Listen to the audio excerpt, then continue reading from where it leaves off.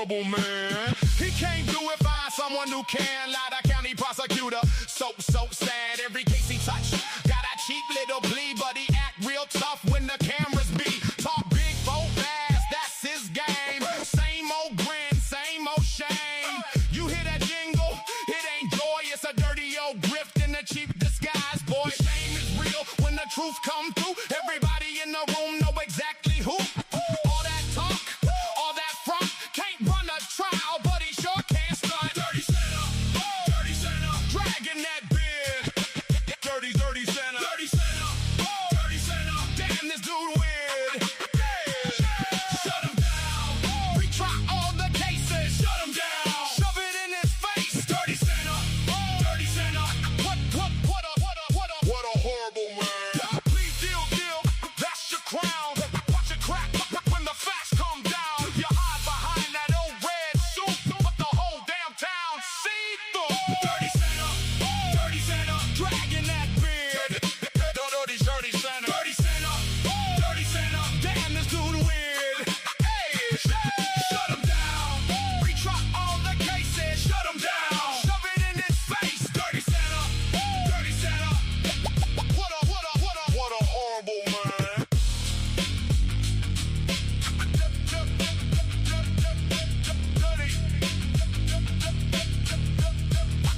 What a horrible man.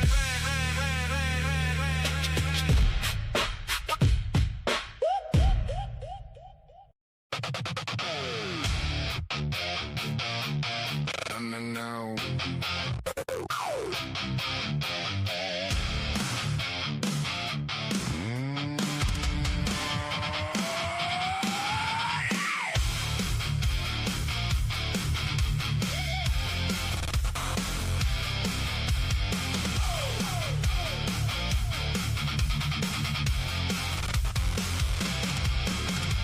Literally unique on the line. Bronx Tales, True Crime. Dago and the TruCrime Cafe. The last 24 all day. Pavarotti, harsh reality. Truth and transparency. Jules, True Crime reactions, eyes wide. Hildreth investigates. Won't slide. We read the blood in the paper. We trace the light of the maker. Every cover-up starts to shake.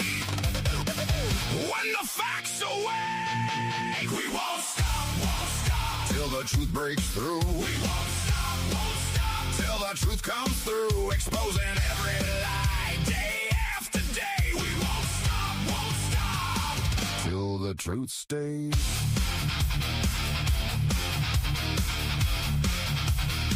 Till the truth stays.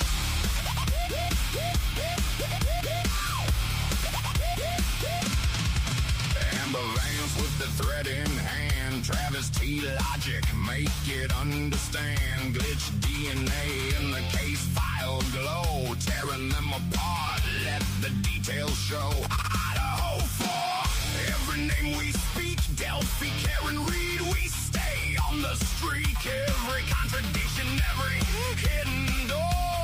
We're kicking it open, asking for more. No polished smile can save you. No silence gets to save you. If the story bends for power, we come back louder. We won't stop, till the truth breaks through. We won't stop, till the truth comes through. Exposing every lie, day after day. We won't stop, till the truth stays.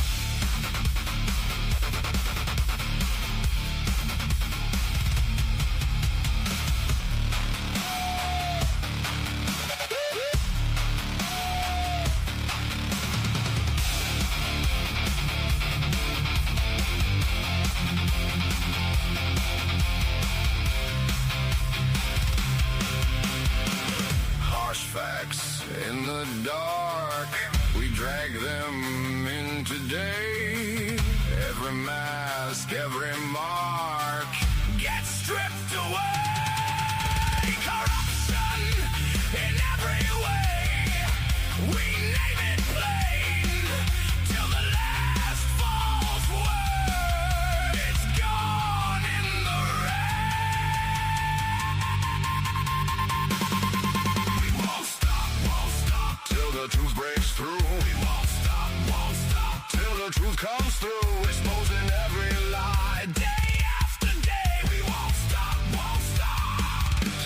truth stays.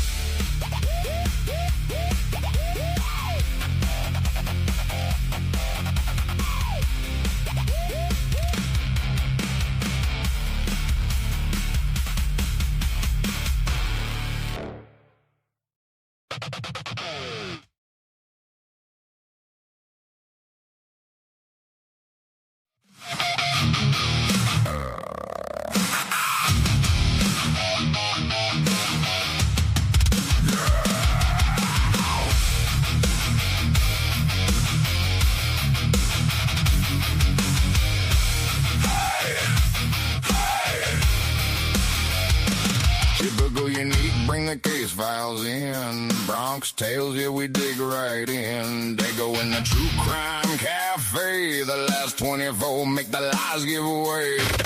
Pavarotti with the facts so clean. Harsh reality in the break room screen. Truth and transparency line by line. We tear the mask off every single time.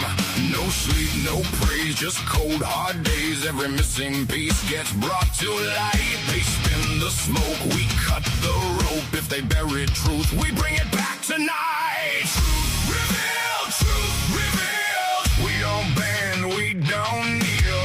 Truth revealed, truth revealed. Justice moves when we feel. Day after day, we clear the haze. Truth revealed, truth revealed. We won't stop till it's real. Till it's real. Ctual's true crime reactions, eyes on fire. Hildreth investigates, keeps the pressure higher. Amber Vance with the sharp lit frame. Travis T. Logic calling out names. Glitch DNA ripping through the noise. Every fake excuse gets drowned in the void. Idaho for Delphi, Karen Reed. So many shadows we expose the bleed. No sleep, no praise, just cold hard days. Every missing piece gets brought to light. They spin the smoke, we cut the rope. If they bury truth, we bring it back tonight. Truth revealed, truth revealed. We don't bend, we don't kneel. Truth revealed, truth revealed. Justice moves when we feel. Day after day, we clear the haze. Truth revealed, truth revealed. We won't stop till it's real.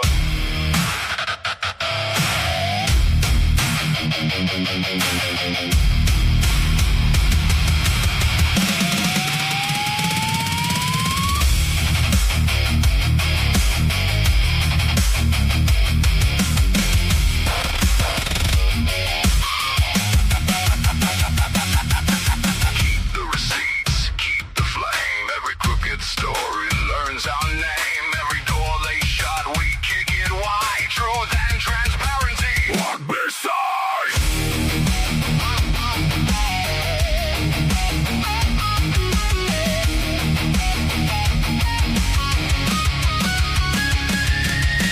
Truth revealed, truth revealed. We don't bend, we don't kneel. Truth revealed, truth revealed. Justice moves when we feel. Day after day, we clear the haze. Truth revealed, truth revealed. We won't stop till it's real. Truth revealed. Truth revealed. Until the whole world knows what's real.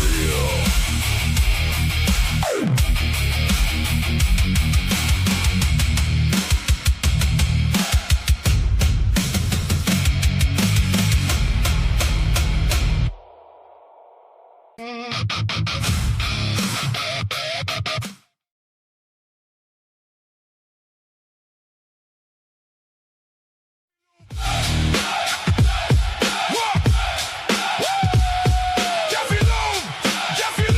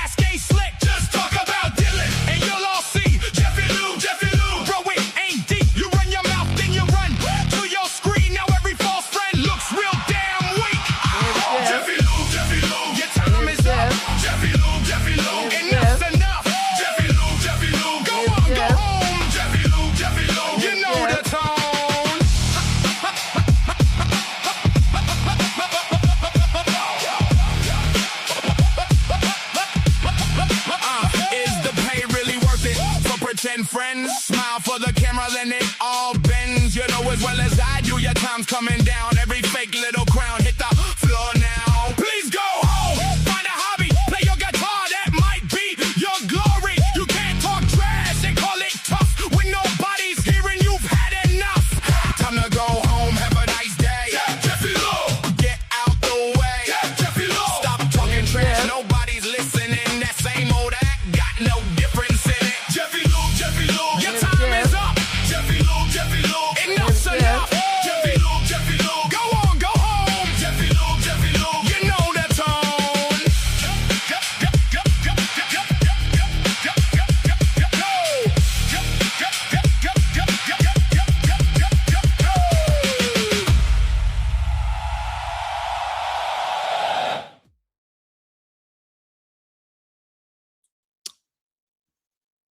All right, all you beautiful people, welcome back to the cafe. And oh my goodness, it is such a day today. It is great to have you all here. As you all know why we're here. As it says in the title, Bryan made a statement, Mr. Bryan Kohberger, that my actual innocence is my truth. I am innocent. I want a trial. Holy shit. It has happened. I'll just put it that way. So we are going to jump in here, read through this stuff, discuss it, break it down, and gloat, I guess you could say a little bit. But again, don't forget, this is just the beginning. We don't know what's going to happen with this. We're definitely going to be talking about it, though. So that being said, you guys know how this goes. Let's do this and get this moving. Here we go. Here we go.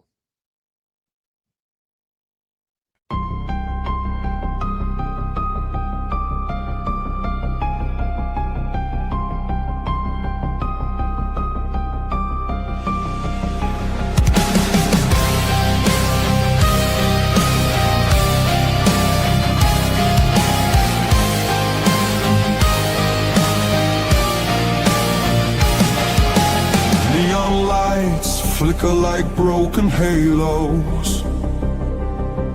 Whispers gather in the smoke-filled air.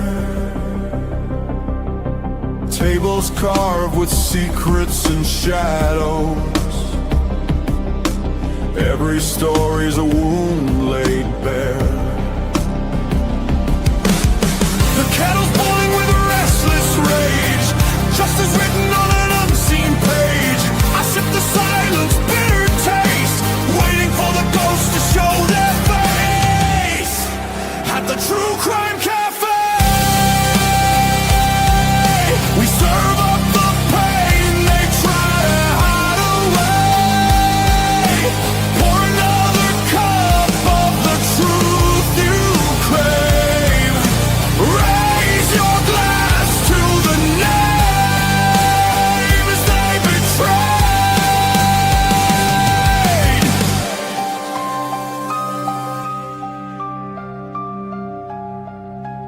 Mirrors cracked, reflections are liars. Ashes fall where the guilty once stood. The jukebox hums like a funeral choir. Echoes pounding through the neighborhood. Every scar is a candlelit vow. We hug the how, we demand the now. No more silence, no more disguise. We'll paint the night with sharpened cry. At the TruCrime Cafe, we serve up the pain they try to hide away. Pour another cup of the truth you crave. Raise your glass to the names they betrayed. This is not a sermon, it's a battlefield hymn, a requiem dripping from the bottle's rim. The guilty write stories in invisible ink, but we'll drag it all up from the edge of the brave.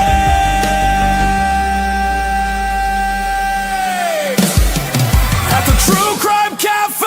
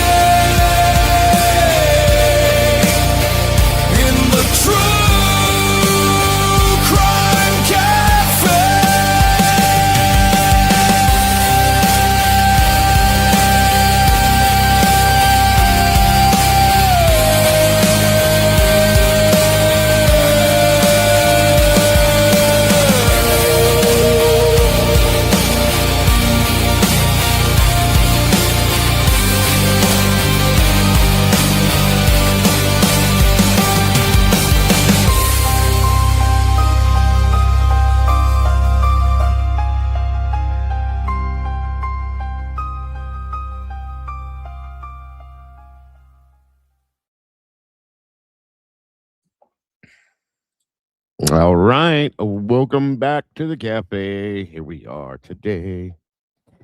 Yeah, we're gonna need oh wait, here it is. Okay.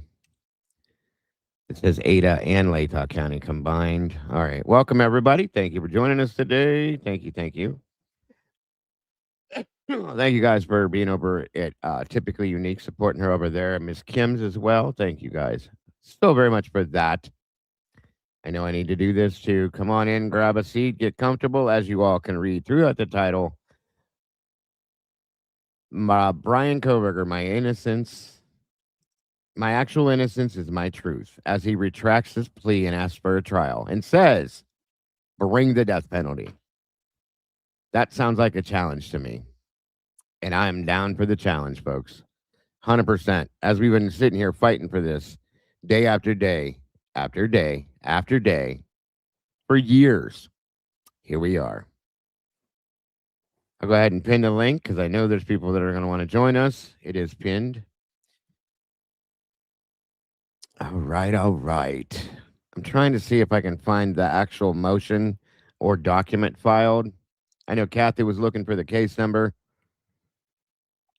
And this is all we want to get, guys, is a damn trial. A trial. That's all we wanted is a trial. Whether he's found innocent or guilty, we want to see the damn trial. Period. And that's where we're headed with this. Did she post it, Jeebs? All right, hold on. Give me a minute. I'll get everybody in here. Holy shit. 1 second. Let's see who we got here real quick, first and foremost. One can, Leanne, welcome. Christy's Chaos, welcome. Miss Christy, it's wonderful to see you. Jesus Jesuits Press, I think. Mystic Sin, welcome.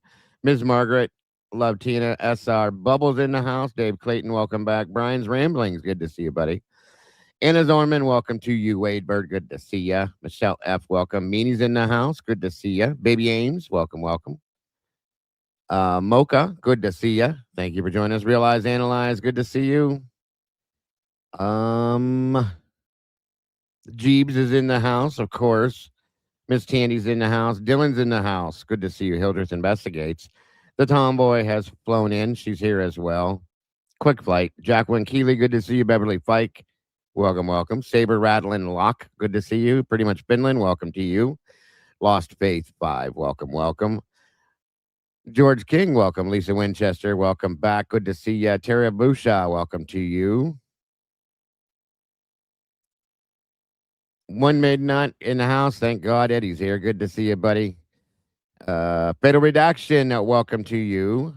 Julianne, welcome. Good to see you. Jened Boo, I think it is. Welcome.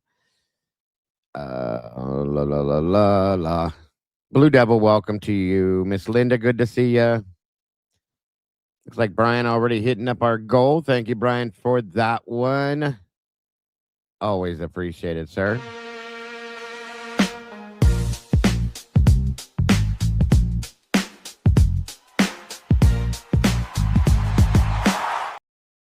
Karmic Retribution, good to see you. Sophie, welcome, Miss Sophie.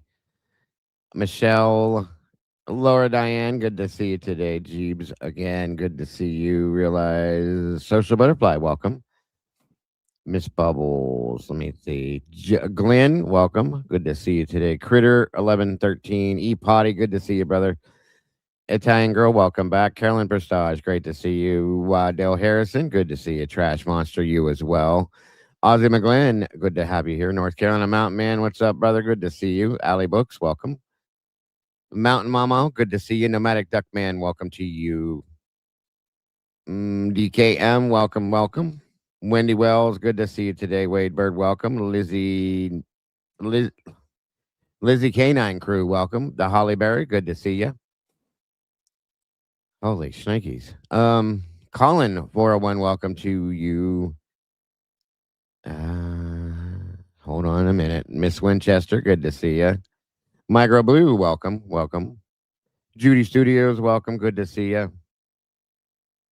Accomplished Days in the house, good to see you, dear. Thank you for being here. I think I'm getting everybody. Sharon Kostick, welcome to you. Thank you for joining us.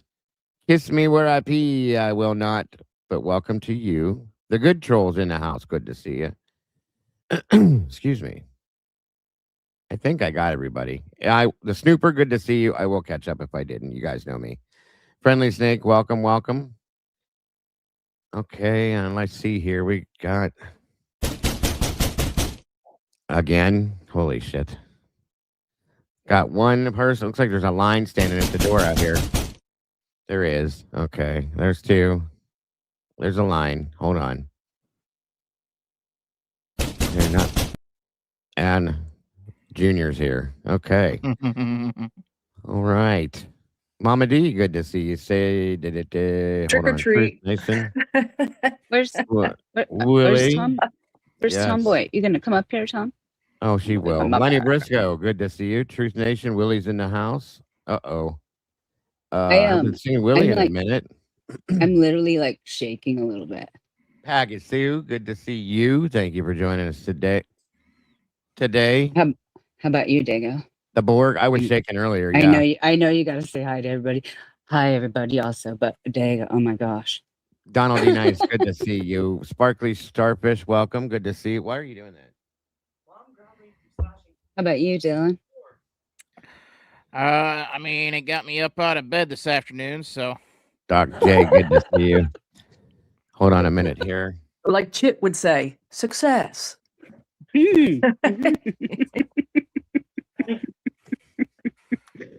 Mega success.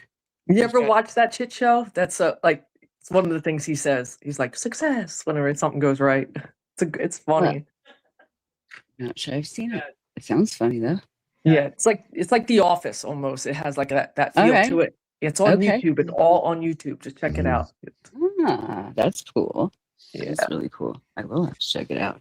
I like free television. Okay. So I got that pin. Thank you, ladies, in the Discord, all my amazing moderators. I did get it pinned. They're creating a new, from my understanding, Sleuther is our she's the one that works with the attorneys, so she knows all this fun stuff. It says it's getting a new docket number, CBO 126-15094.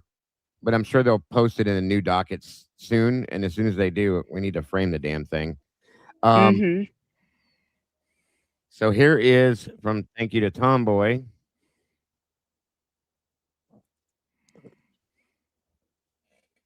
All right, Kathy sent this over. We all know Kathy from Kathy's Indie Zone, just so that we can Yes. verify this before we celebrate, I guess you could say. Oh, it's there. Yeah, Kathy said she's gonna Um, put that on her community post too. As soon as she gets it, she's Yes. gonna pop it up I there. was gonna doctor it a little bit in Canva. I did a little screenshot of it too. Okay. Whatever works with it sounds good to me. Hold on a minute here. Jesus, I that still is the know how to police. use That this. is the police. Hello. oh, It's there. He has What? a new case number and he's filing without Ann Taylor. He's asking Oh. for a new attorney. Oh, Big thank you, Oh. 1-1. Thank you, Oh. 1-1. according shit. according to the New York Times, the way that the New York Times kind of framed it, in my opinion, Bryan threw her right under the bus. Yeah.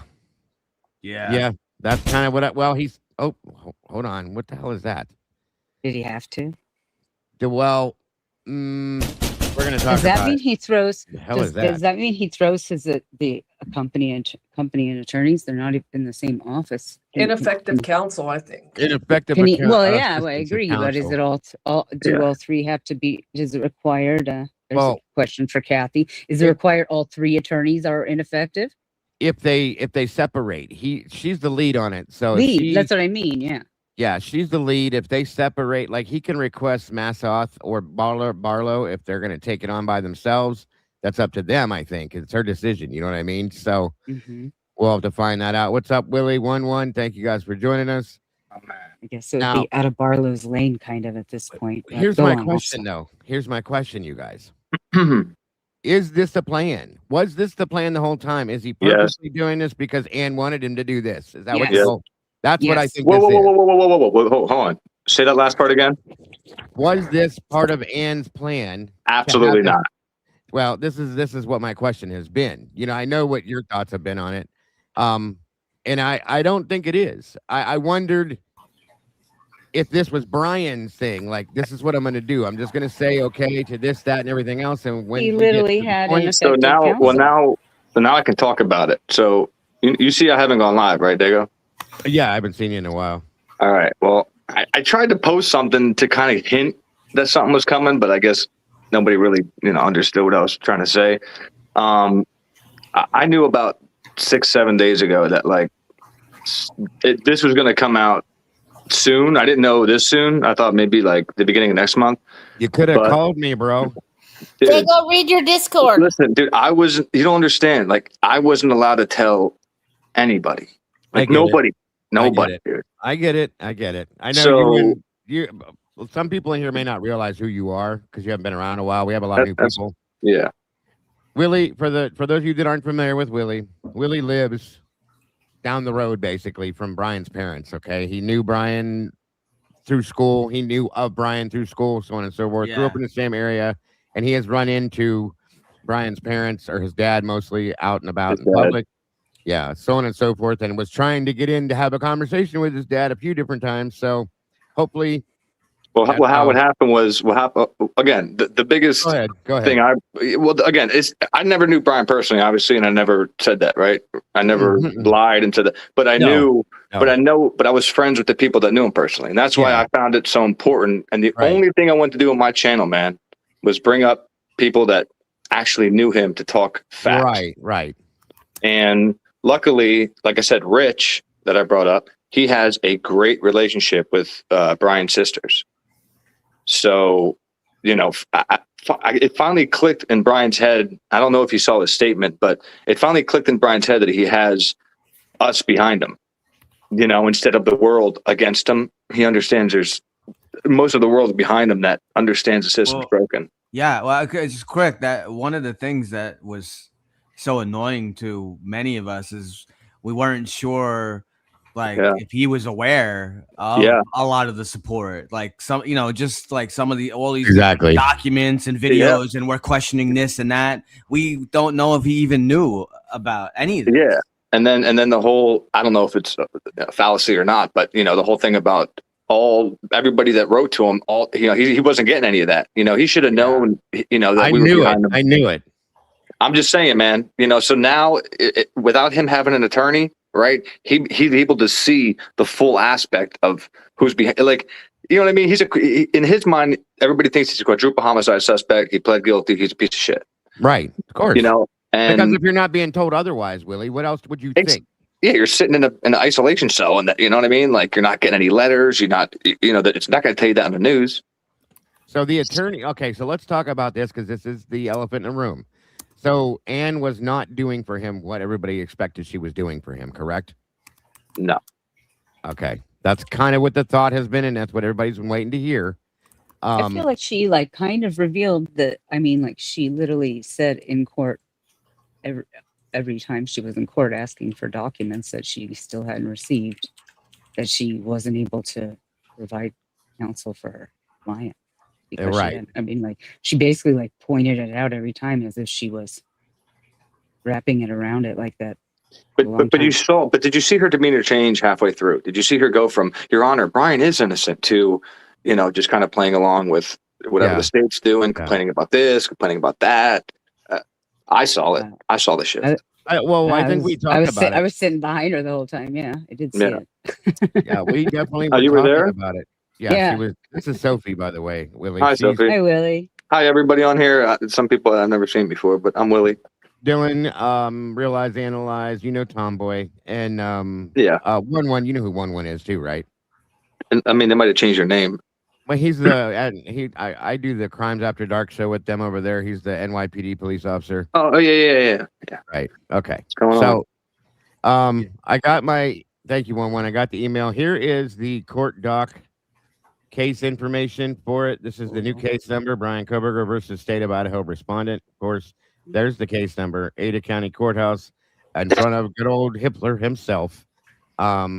Post-conviction act proceedings, district court active is pending. So, Dago, if you read your Discord, I actually sent you the paper that he filed in his own handwriting.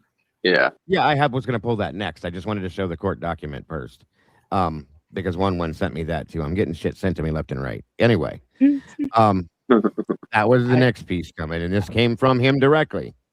I didn't Thank send you. anything to you, Dago. Not you, I know. It's okay. I'm sure you Me will. neither. Sorry. That's okay. It's okay. You guys are here. I figured you had it all. You guys are here. That's what matters. Well, the crew behind me is the ones that make sure this shit happens. So thank you to all of them.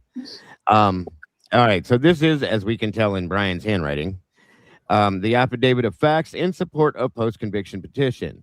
State of Idaho, County of Ada, Bryan C. Kohberger being first. It's the handwriting of a murderer. Yeah, he does have not. He has bad handwriting. We all saw Let's- that. I don't care. It doesn't matter. Mine sucks too. No, yeah, mine's horrible. Yeah, go on. I have really good handwriting. It's Hey, weird. listen. We went to Pleasant Valley. Okay, don't expect perfect calligraphy here. All right. Right.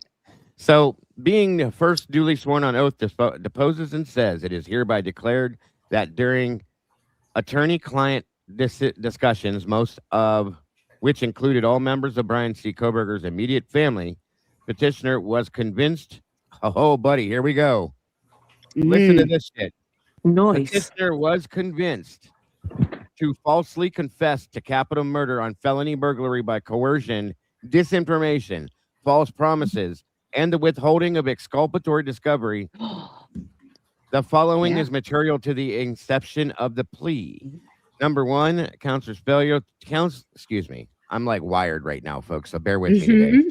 Please. It's all good. Don't worry. Counselor's failure to inform petitioner of exculpatory discovery received during plea discussions, namely clumps of unknown hair found in Ethan Chapin's hand, as well as a failure of further inquiry. There it is, guys. What we've been talking about. I literally said it even before the clump of hair was out. So wait, what did you say? What did you say? I was saying that I think Ann Taylor was not telling him everything. Okay. That's been being said lately by a lot of people. I thought you were talking about regarding Ethan, because I kind of came to my conclusion what happened.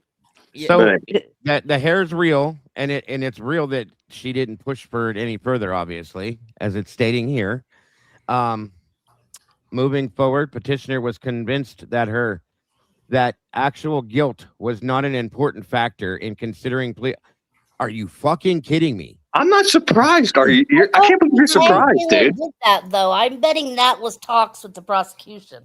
This is crazy, bro. This is exactly what we knew, dude.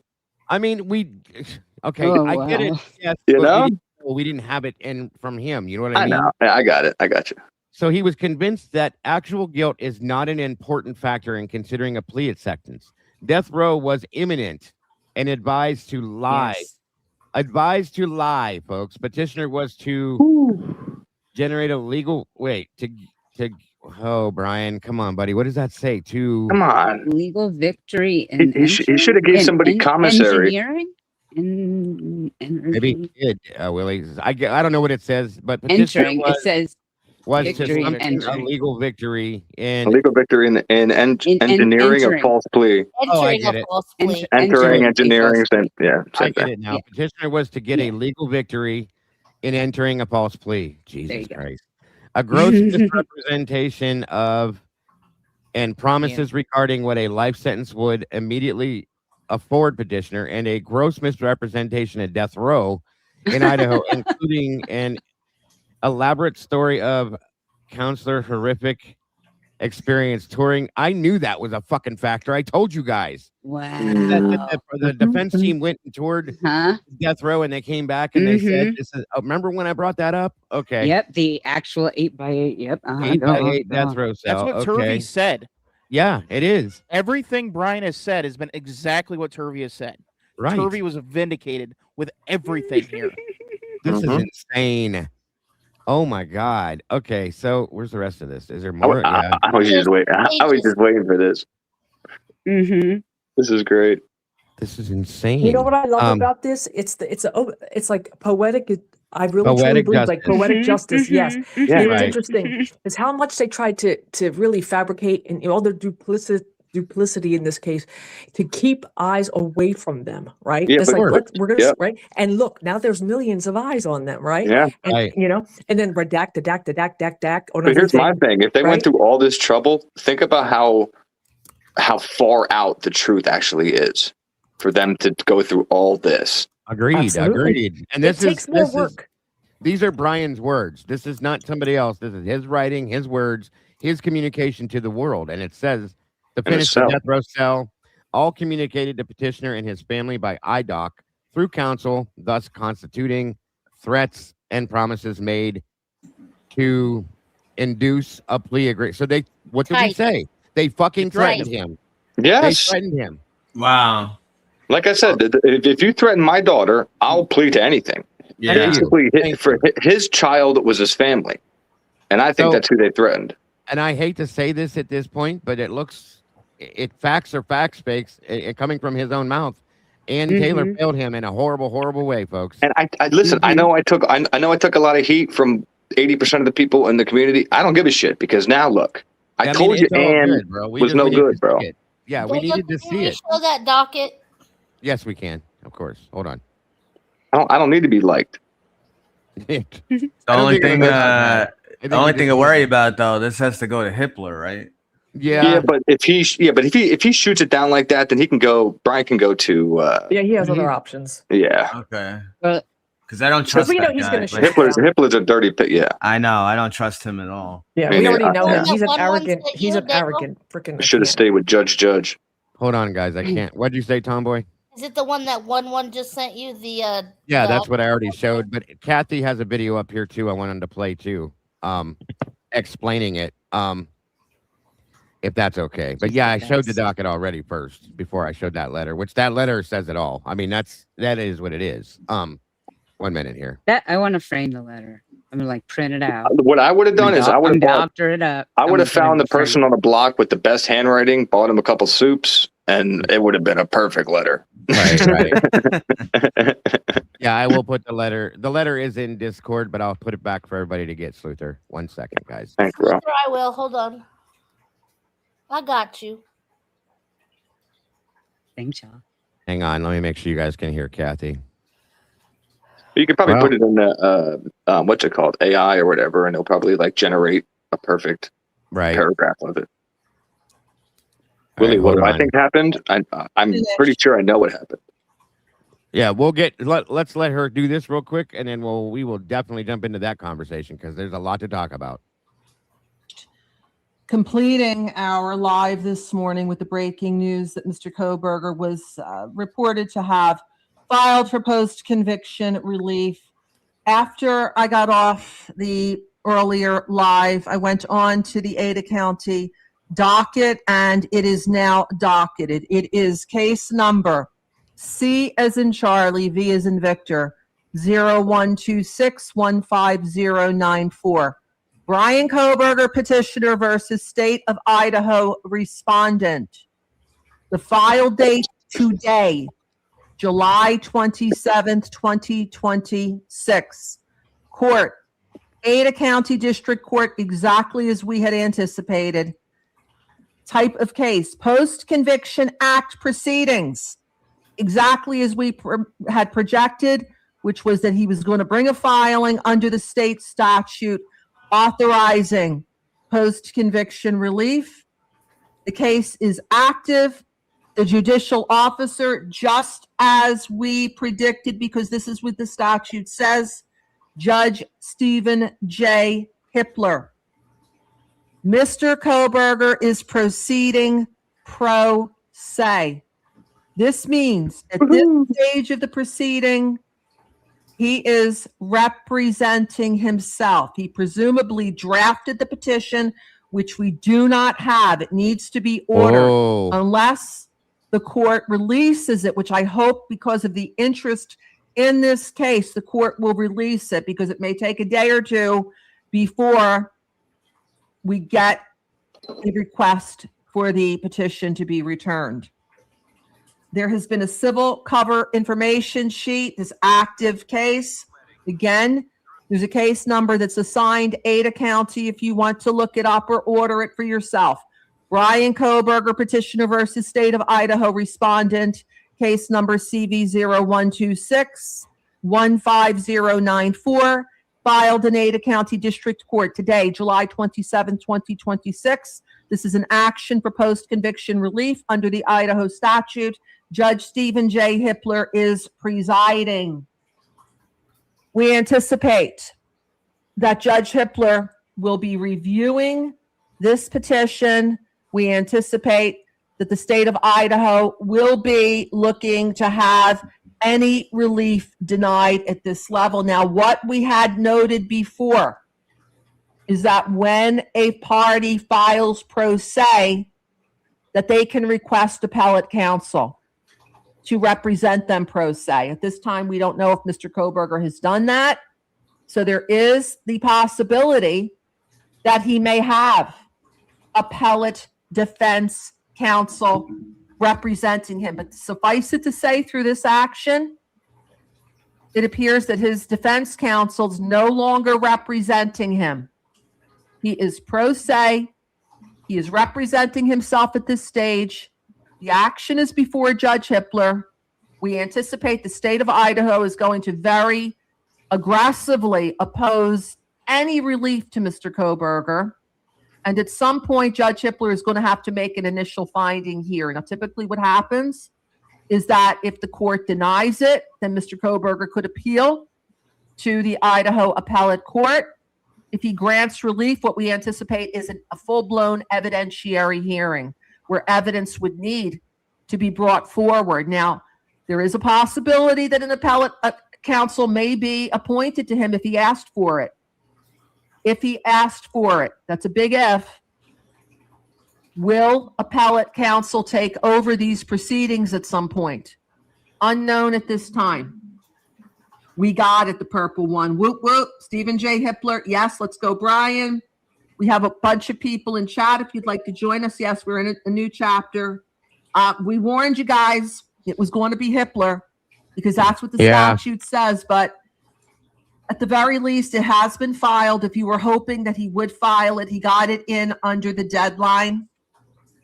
The statute says it has to go to Judge Hippler. If Judge Hippler denies, there are appellate rights that might ultimately get him into federal court. He could not go into federal court. That was the concern that we had, that if he went into federal court, that would be grounds for immediate dismissal. He's taking it where he needs to take it, which is through the Idaho state court process first. And it's the statute. It's not Judge Hippler grabbing this case. There's no hanky-panky or shenanigans going. It is exactly what the statute says. It has to go to Hippler. All right, guys. Okay, so I'm seeing that. All right, Kathy, thank you as always. Amazing, amazing, amazing. And here, I need to make this statement, folks. With everything we've done, and I'm going to show you the Gonsalves statement. And with everything we've done for the past 3.5, going on 4 years this November, now is not the time to stop. Now is not the time to walk away. This kid's going to need it. No, now is the time more than ever, dude. Yes, he's going to need every ounce of our support and the rest of the world's support to support this through everything. And we're like I said, I have no shame, coming right back on here after not being on for a while. I was just waiting. Yeah, I had a feeling that that's what it was, Willie. We're friends. I told you before, you can't call me, but I know. It's just, dude, literally anything. I get dude, that. Literally, if anybody said anything, I would lose the whole trust of the family. I fully get that part of it. Just and then it's not even like the family. It's just I'm playing telephone with somebody that's really good friends with his sister. No, I understand. This turned out to be true, so.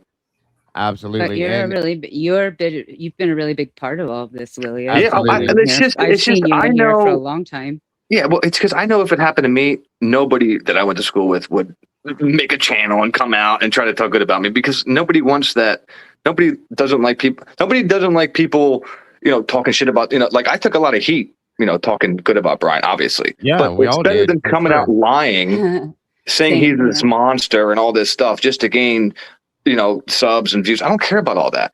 I care about the truth, right? And finally, after 4 years of this shit, hopefully some can come out.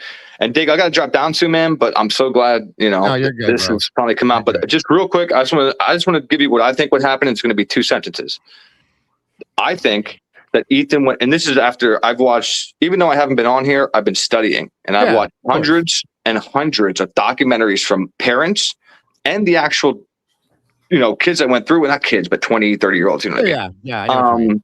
I believe Ethan went into full-blown psychosis. Okay. That's why that's why a knife was used. Number one, because in about 80% of the cases I've seen, a knife is used.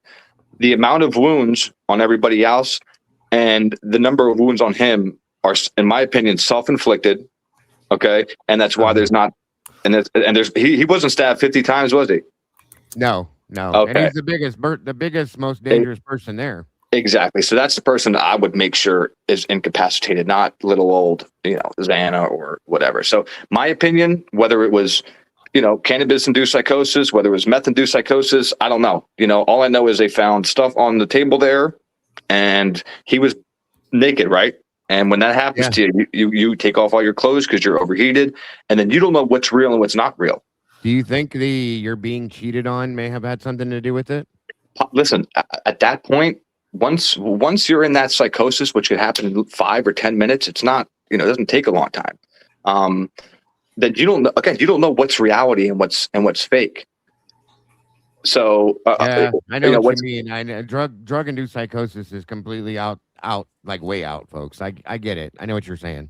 And again, the only reason I came to this conclusion is because half of the documentaries I listen to, these people, this is their first time doing it, and they go into psychosis, and then they wind up hurting their partner, hurting themselves, hurting their parents, and not even knowing. I've seen that happen. I've been on those scenes, a couple of them actually. Yes, I know what you're talking about. You see what I mean? So cops could have walked into a complete shit show, right, and been like, and have no direction to go, and this was their direction, which I think is the pathetic. person who was like eating somebody. Yes. And they were like, "Oh, somebody's eating somebody." Absolutely. No.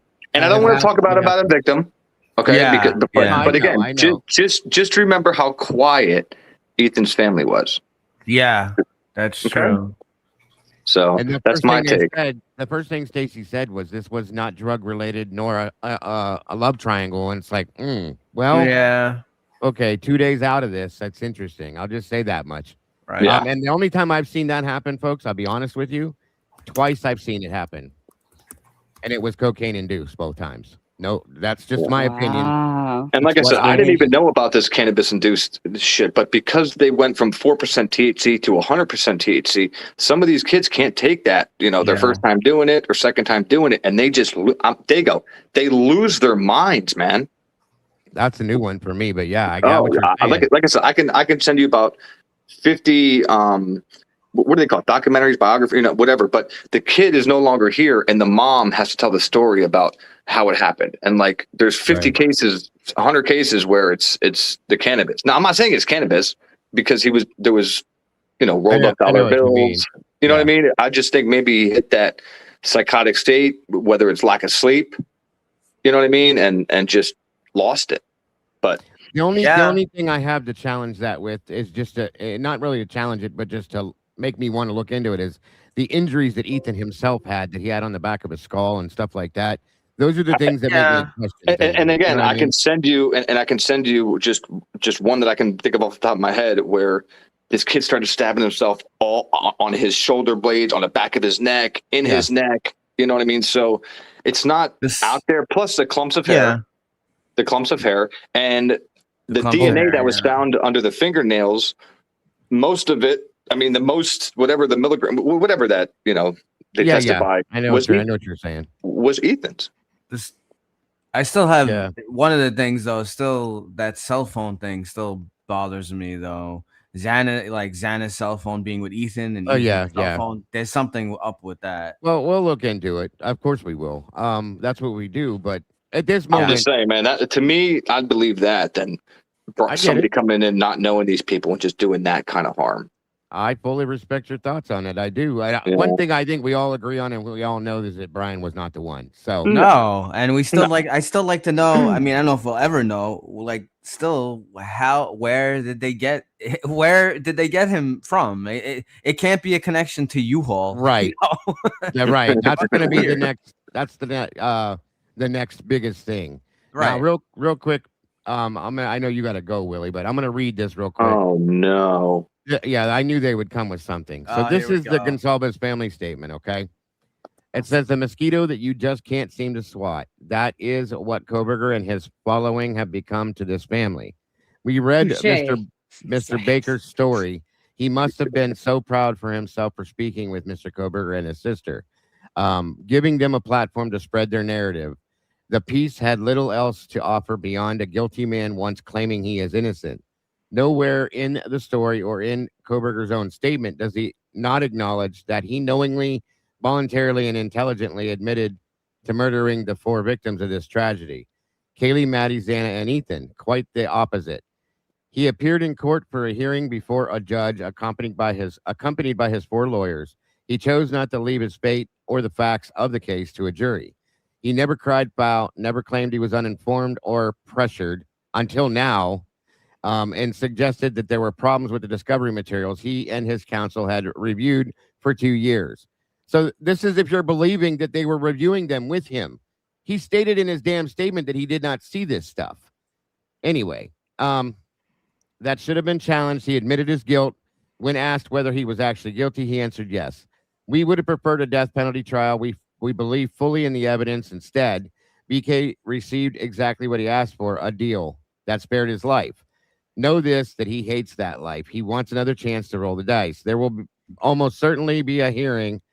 That is how the legal process works. The defendant will get another day in court, a welcome break from solitary confinement, a ride, perhaps different foods, photos taken, and the spotlight once again fixed on him and his supposed innocence. The real tragedy is this: even a fraction of the energy spent trying to free a guilty man were directed toward honoring the victims, there would be statues of them on every corner, parks bearing their names, and days set aside to remember the lives they lost at the hands of a narcissist.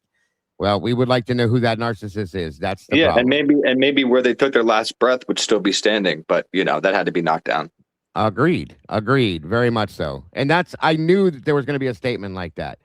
They should be happy that they're getting a trial at this point to give the truth. Period. The truth. Well, don't they have the lawsuit that they're trying to pursue with WSU? Doesn't that kind of conflict? That's a conflict of interest. That's going to completely conflict with that, Sophie. Completely. If it's not Ethan, then what is the lawsuit basis? Exactly. There isn't any. You know what I mean? It'll blow everything out the water. It'll kill the lawsuit, in my opinion. Yep. So what's up, Jesse? I don't see you, but you're blocked. Well, the last thing the state wants is the Gonsalves family involved. What's up, Jesse? Nice to see you, Willie. You too, buddy.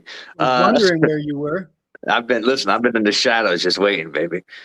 But seriously, man, I love that, so he fired Ann 100%. That's how it says. That's what we're getting. Jesse, are you just waking up to this? You're over in the Pacific someplace, right? And it said that he's pro se. I remember the last time I slept, to be honest with you. It's saying that he's pro se, which means he's he's gonna represent himself. He's representing himself for now. It's probably because of what Kathy said. That it has something to do with how he could be assigned an appellate lawyer or whatever. He needs a private attorney. I agree. And that's the next step, is getting him some real. Here's the thing: is they've tried to start GoFundMes and they can't do it. So me too. But now that Bryan understands, there's people behind him, it's going to be a lot easier. Now, just saying. Right. But do we have billions of dollars? No, but we all have $2, and there's thousands of us. So probably even more than thousands. If every one of us, I'm just giving an example. No, you're absolutely donated $5, all of us. Do you imagine how much that would be? Yeah. Exactly. Yes. See what I mean? It's not going to take it. It just takes, a bunch of people with a small amount. You don't need one person to donate 20 grand. You know what I mean? Exactly. No, I know it's kidding. Absolutely. Absolutely. I don't know Even who was going to be death penalty qualified in Idaho is going to be his thing too. He's going to need that. That was because I talked about that with his dad in the CVS parking lot. But again, they were still going with Ann, and I just I couldn't. I'm not going to sit there and berate his dad over it. No, you know what I mean? Of course. I'm glad finally that Bryan knows we're behind him. I can't see Ann agreeing to let him say he was misled. No, I'm sure she didn't. Which is probably why she was terminated. She got what she wanted, though. She went private. Yeah, did you hear the letter that he wrote, Jesse? The things I said? I did, but I thought that we were still on the fence, or people weren't ready to toss Ann under the bus yet. I've been ready to toss Ann under the bus for about the same amount of time as Willie has. I wasn't ready because I wasn't ready because she's here. We only have so many attorneys in her class in our state, and I want her to be better because she's one of the only females who does anything in the legal system. Where is all that back feed coming from? Hold on a minute. Not me. Not myself. 1 minute. I'm gonna mute somebody real quick. All right, go ahead and say something, everybody. Jesse, anybody? Something. Hello. Hello. Where's Eddie? Hello. Hi. Where's my Hello. How is everyone? Okay. Hi, Lori. I don't know. It's stopped now, so we're good. Forget about it. So the thing is now, and I wasn't ready to throw Ann under the bus for the longest time because I didn't wait and see what was coming. But I was. I know that. We know that. We're good. I got you guys. And I told you guys I respected that, okay? And I just wanted to see, but this came from Bryan's mouth. Bryan's mouth to his hand to this piece of paper. I have to take his word. Yeah. And at that point, there it is. That his word is his word. That's it. And all these things that he's saying here gives us no choice but to think that. Okay. Agreed. And I like that it's in his handwriting, so that's even more. Yeah. We don't. I There's think no it's guessing there. Very poignant. Well, it's very poignant. It shows that his that's what his dexterity is. He's kind of shown off that he can't really hold hard TA with that handwriting. It's horrible. And that'll tell you his hand. Yes. Yeah, not a lot of stabbing. Like I said, dude, Pleasant Valley wasn't the best, but that's rough. Yeah, and I'll reread this for those of you that may have just popped in here. Bryan Kohberger himself wrote this out. It was filed today. And it says, I, Bryan Kohberger, being first duly sworn on oath, deposes and says, it is hereby declared that during attorney-client discussions, most of which included all members of Bryan C. Kohberger's immediate family, which would mean his two sisters, his mother and father. The petitioner was convinced to falsely confess to capital murder and felony burglary by coercion, disinformation, false promises, and the withholding of exculpatory discovery. The following is material to the inception of the plea. Number one, counselor's failure to inform petitioner of exculpatory discovery received during plea discussions. So while they were talking about the plea, she was receiving exculpatory discovery as they were discussing the plea. Okay. Is that Bryan Kohberger accusing Ann Taylor of a capital crime or a federal crime? I mean, if that's what that is, Jesse, I think it is. I mean, withholding exculpatory evidence has to be illegal. Right into it. Yeah, I mean, it sounds very disturbing to me. All right, Willie. Appreciate you, brother. I will talk to you soon, I'm sure. Okay. All right, see you guys. If it's not a crime, it should be. See you later, Will. Yeah, Right. no, I see exactly, Jesse. I'm agreeing. It's like it's pushing directly into it, basically. It's like 1 million%. if it's not challenged. Well, this also does something else, like Dylan said. Is Dylan still in here? I can't see him now. He may have fallen out the window, but this does also kind of point to the fact that Dr. Turby is vindicated in some aspect. Okay. Oh, he comes out smelling like roses. Yeah, he does. He does. So we'll leave that there. I'm not going to completely verify that, but again, it kind of does point that way. So that was number one. Again, another point was counselor's failure to inform petitioner of exculpatory discovery received. Or no, I'm sorry, I read that already. Received during plea discussions, namely clumps of unknown hair found in Ethan Chapman's hand, as well as. Do you think Anne didn't get that? You think she got that in the discovery that she got in? I always have the wrong date. April, May. The way he's explaining this is that they received that while they were talking about the plea during the period of time they were discussing the plea. So I don't know. Well, Turvey said he brought it to her, and she told him that she wasn't interested, right? I believe so. Yeah, she's not interested in that. I would have fired her too. Right. Well, as well as failure of further inquiry, meaning that they never inquired more about the hair. The petitioner was convinced that actual guilt was not an important factor in considering a plea acceptance, that death row was imminent, and advised to lie. Petitioner was to get a legal victory in entertaining a false plea. A gross misrepresentation of and promises regarding what a life sentence would immediately afford petitioner. And a gross misrepresentation of death row in Idaho, including an elaborate story of counsel's horrific experience touring an actual 8x8 death row cell. Sorry, guys, 1 second. Second page is very short. 1 minute.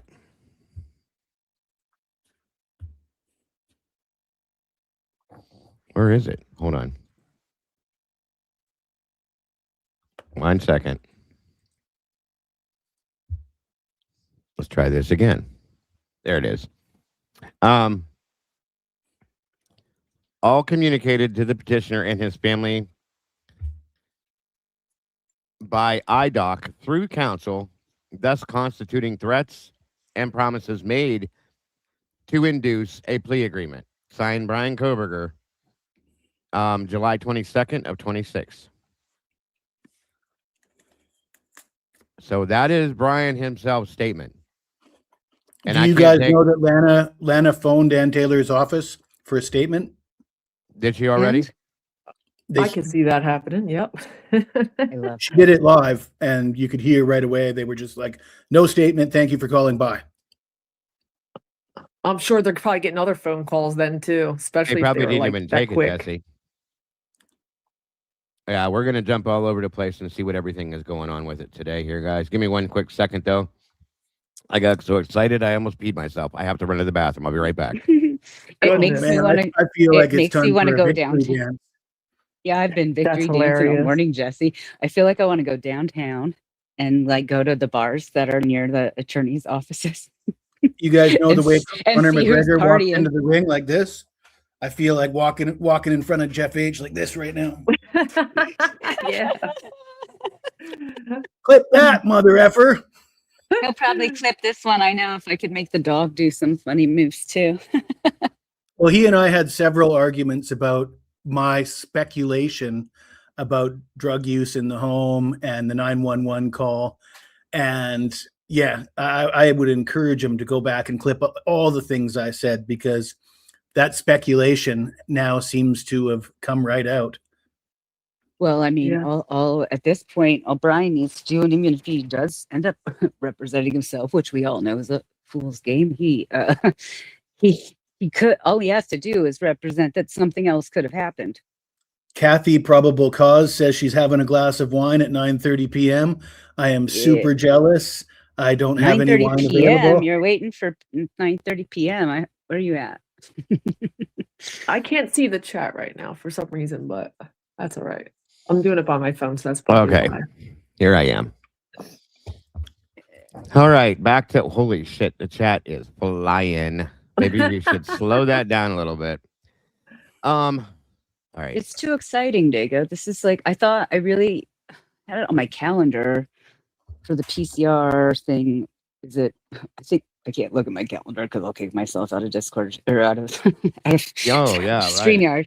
But I know I had it in my calendar either for a day last week that's already passed and or one day this week. Does that sound right to you? And then I changed it to September 3rd.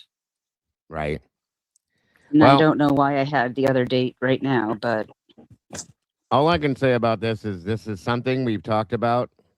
I said the other day, something big's coming. I don't know what it is, but I can feel it. Absolutely. Well, this is about as big as you can get, folks.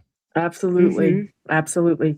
I was thinking of something. There's an old proverb that says that hope deferred makes the heart sick. But when convicted of murdering 4 University of Idaho. But when the desire is fulfilled, it's like a tree of life. You feel the joy of what you have, hoped for, And I know this is really just a first step of like many things to come, but it's the only true, real glimmer of hope that we've had in the past 3.5 years. I agreed. And my biggest thing with this is I hope that during this, whatever happens with this, that it is all put out to the table, put out on the table, the absolute corruption, the absolute ignorance, the absolute bullshit that happened during this investigation to make this happen. It has to be. It has to be at this point. And you know what, too, with so many eyes on this, I think just in general, I mean, this case is absolutely one of the examples.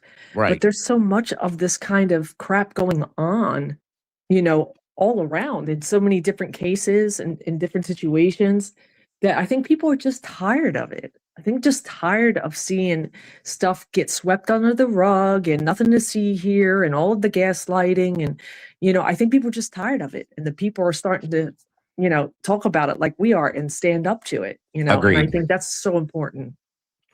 Well, in all reality, Sophie, we're standing up for ourselves because this, like we've been saying, can happen to all of us. Absolutely. That wasn't me. All in any of us, probably except for Jesse because he's not in his country. But you never know; it could happen over there too. Yeah. There you go, Jeebs. So Miss Audrey's in the house. Glitch DNA, good to see you. Thank you for joining us, dear. Hold on a minute here. I'm gonna run this news. And Sparkly, I see ya. Good to see you. Carolyn Prasad, real quick. Micro Blue, good to see ya. Lexi, welcome to you. Madame Low, good to see you. Love and Other Habits, welcome. Miss Tara.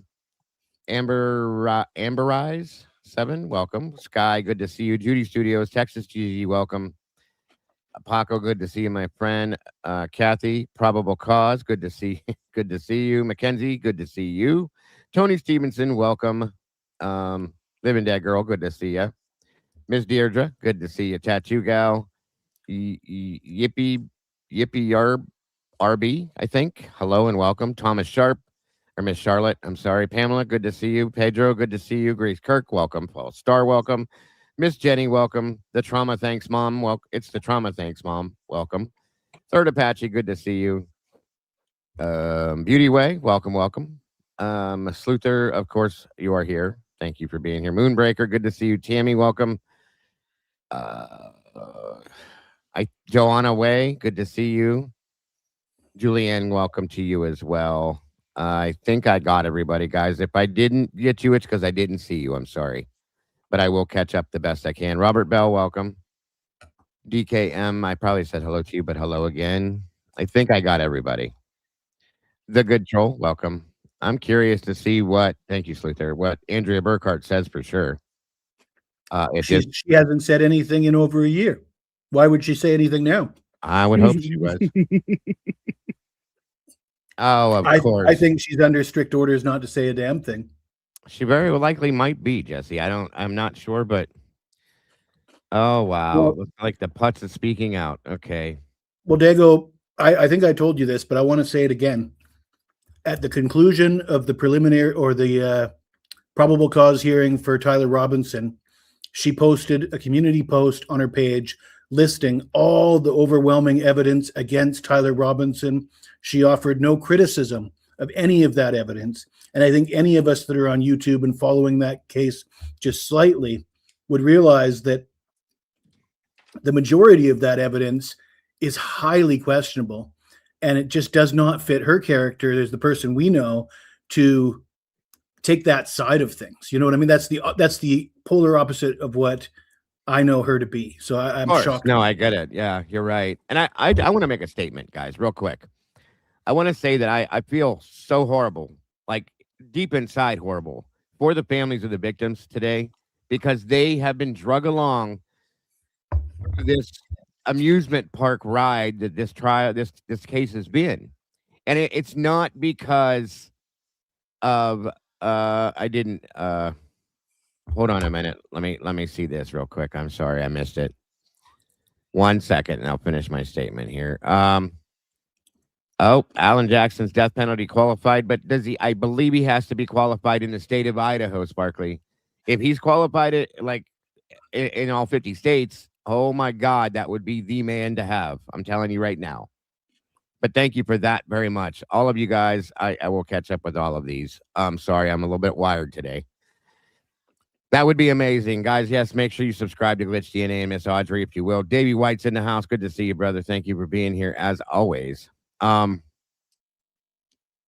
I'm saying is I'm sorry that they have been drugged through this amusement park ride, is what this has been. And it should never have been. They deserve absolute justice, period, okay? But it has nothing to do with anybody except for Moscow police, Ada County, Latah County, Judge Hippler, Bill Thompson, the liar Ashley Jennings. Those people are the people that caused this for them, okay? They are the ones that caused this hellacious ride that they have been on. Those are the people that need to be taking accountability for this. Those are the people that need to be held to every aspect of accountability for this. And shame on them for putting these families through this, is the statement that I want to make on this, because I do feel for them. This should be over and done, and they should be able to be healing from this, but they're not. Because here we sit again. Here we sit again. And I believe this is going to be, I pray to God, you guys, that it's going to be done the right way this time. I don't think it will be. I think there's a good chance there will be nobody else held accountable, Jesse, as far as perpetrators go. I don't believe that at all. Oh, no. But I also don't think anything's going to happen to Jennings and Bill Thompson and Brett Payne. I think they'll release them before they'll drop the charges before it gets to that, to save themselves. Of course. Is Thompson still counsel? Has he retired? Is it he's supposed to be done with his term in the 28, I think, because he had taken up a new term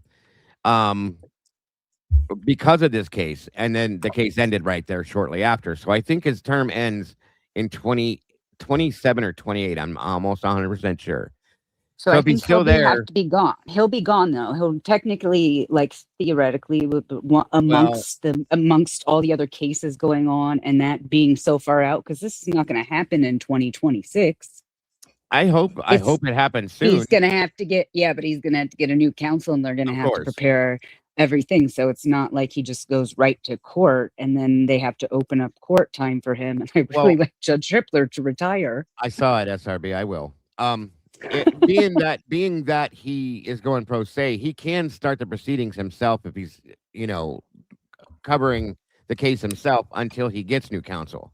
And I don't know how that's going to work. I don't know if his family's getting together to get him an attorney. Oh shit! Did I pull you up here, Sweet Pea? Yep, I've been here. Sorry. Hi. I'm sorry. Hi. But or if it's going to be another public defender. But see, I think this way. I hope that they're looking at getting him an actual attorney that's not public defender. You know what I mean? Mm-hmm. Me too. Yeah, Hippler was supposed to retire this year too. From my understanding, Tomboy's right. So I don't know what's going to happen, but obviously we're told that it's going to go back in front of him. So we'll see. But real quick, Witchy, to catch you up, I know you just popped in here, and anybody else that did, Bryan Kohberger wrote a statement that he is innocent and that he was promised. He took a plea deal under false pretenses, false promises, so on and so forth, and they basically told him to lie, and that things would be okay, and it is not what it is. So at that point, he is retracting the plea agreement, and saying that he's innocent and that he wants a trial now. Welcome back, Tomboy. Apparently, Ann Taylor was not playing chess. Well, I think she was. I think this was all her plan. I don't You know. think she would let him say that shit about her? That was pretty scathing what he said. I don't know. Yeah, that makes her look but it pretty doesn't bad. say his counsel. It just says counsel. And I'm wondering if that wasn't the state made him a few little promises. Isn't they I though? believe it says defense counsel. Because some of that wording has Alford plea written all over it. Like, But they There denied was a that. reason he couldn't file that. What was the reason? There was a reason. Did Kathy tell us? There was a reason that he couldn't file an Alford plea. Well, we were told that he tried and they denied it, so I don't know. well, Yeah, he instead can't. they He just talk- can't. they just did He the doesn't request an Alford plea. The state has to offer it to him. Okay. And I think with the that'd be wording, why. It sounds like they had originally offered him an Alford plea until he signed it, and then they're like, "Oh no, just kidding, we lied." Wow. Well, if that happened under Ann Taylor's watch, how does that? That's not playing chess. Not at all. I mean, I guess we'll have to see how this plays out because, welcome, Twister. I don't know what to think yet. I mean, the way this reads, it's pointing to the fact that his counsel basically lied to him, but Yeah. I don't know. I mean, maybe it is, and I said this earlier. Maybe this was the plan the whole time, but it makes her look horrible. So I don't understand doing that on purpose because for future endeavors, it's going to make her look like a bad attorney. You know what I mean? One just used the exact verbiage. If you want to share that comment, but I don't think there's any way that Ann Taylor would participate in that verbiage being used that makes her look that bad, because that really looks bad. I agree.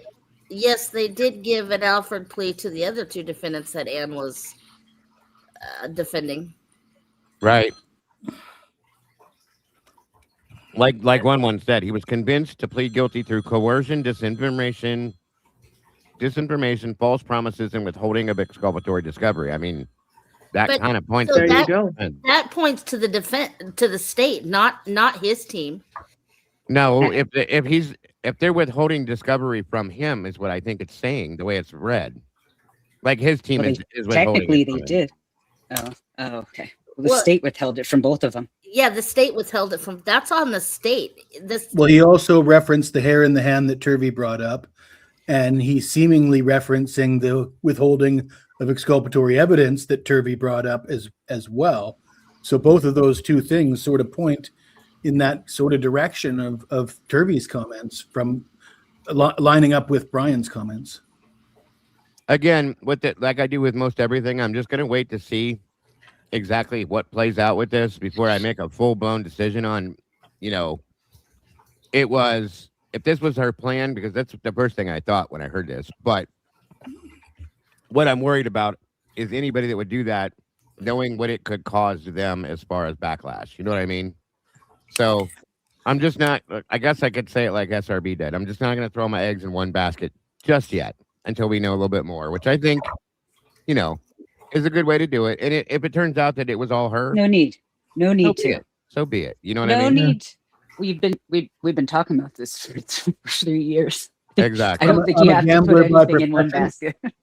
And I'm not allowed to wait until the results come in to make my bets. I gotta place my bet before the game starts. That's just the nature of the business for me. And I think I've been quite vocal about my opinion of Ann Taylor. Not that I'm never wrong, but I put it this way: the more information that comes out, the better I feel about my predictions. Sure. Yeah. I mean, he needs a good team behind him, and preferably ones that are not from that area. I just a lawyer that's like a powerful lawyer that's just truly seeking justice and is just not affiliated with any of those people. He needs to get somebody that's not in that state. Yeah, 100%. Unfortunately, if they bring the death penalty back to the table, he can't. Right. Yeah.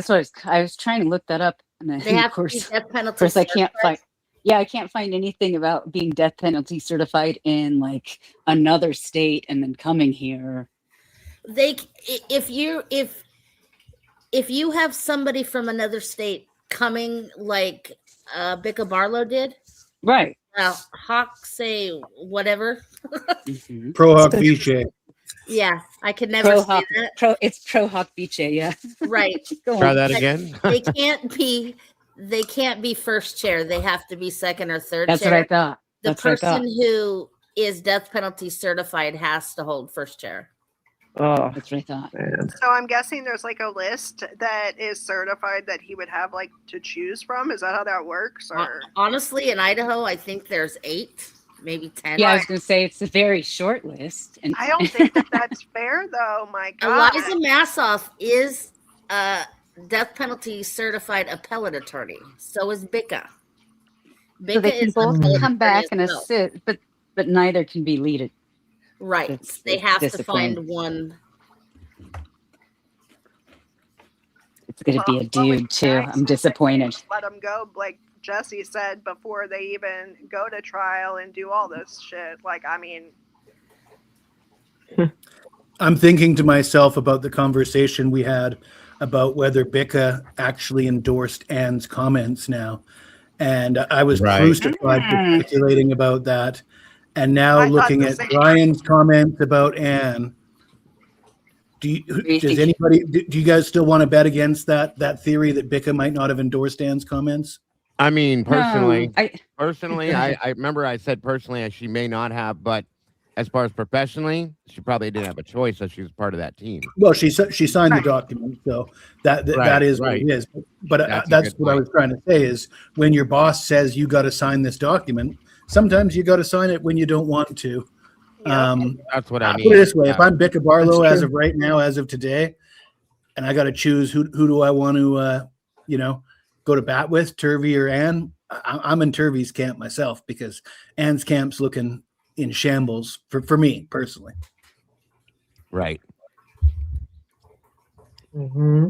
All right. And if she isn't thinking that way, she might owe her old friend an apology. There you go. Again, another good point. If it is what it is. 1 minute. Okay. Oh, come on. The only thing that's probably going to suck is that he has to go. It goes in front of Hitler again. I know. Yeah, that is the worst part, really. But if Hitler's retiring, will he have to step down? Like, it depends on how quick. Like, I don't think it could be that. I really don't think it could be that quick, you guys. Like, if we're already in July, we're at the end of July. It's the end of the 7th month of the year. Step down. Even if, I mean, like, well, I don't know how quick the everything. I wonder if they could be can make it put push back. into Or they make him recusing. stay. They have to like schedule the court. They have to like move things around and put them in there, right? And how long? Remember how long it took them to schedule the court date before, when they were like, "It's going to be this many weeks, and we're going to have to do it," and they kept pushing it out, and then they're like, "It's going to be now," and they're like, "Never mind, it's going to be in September." Yeah, it's already been assigned to Hitler.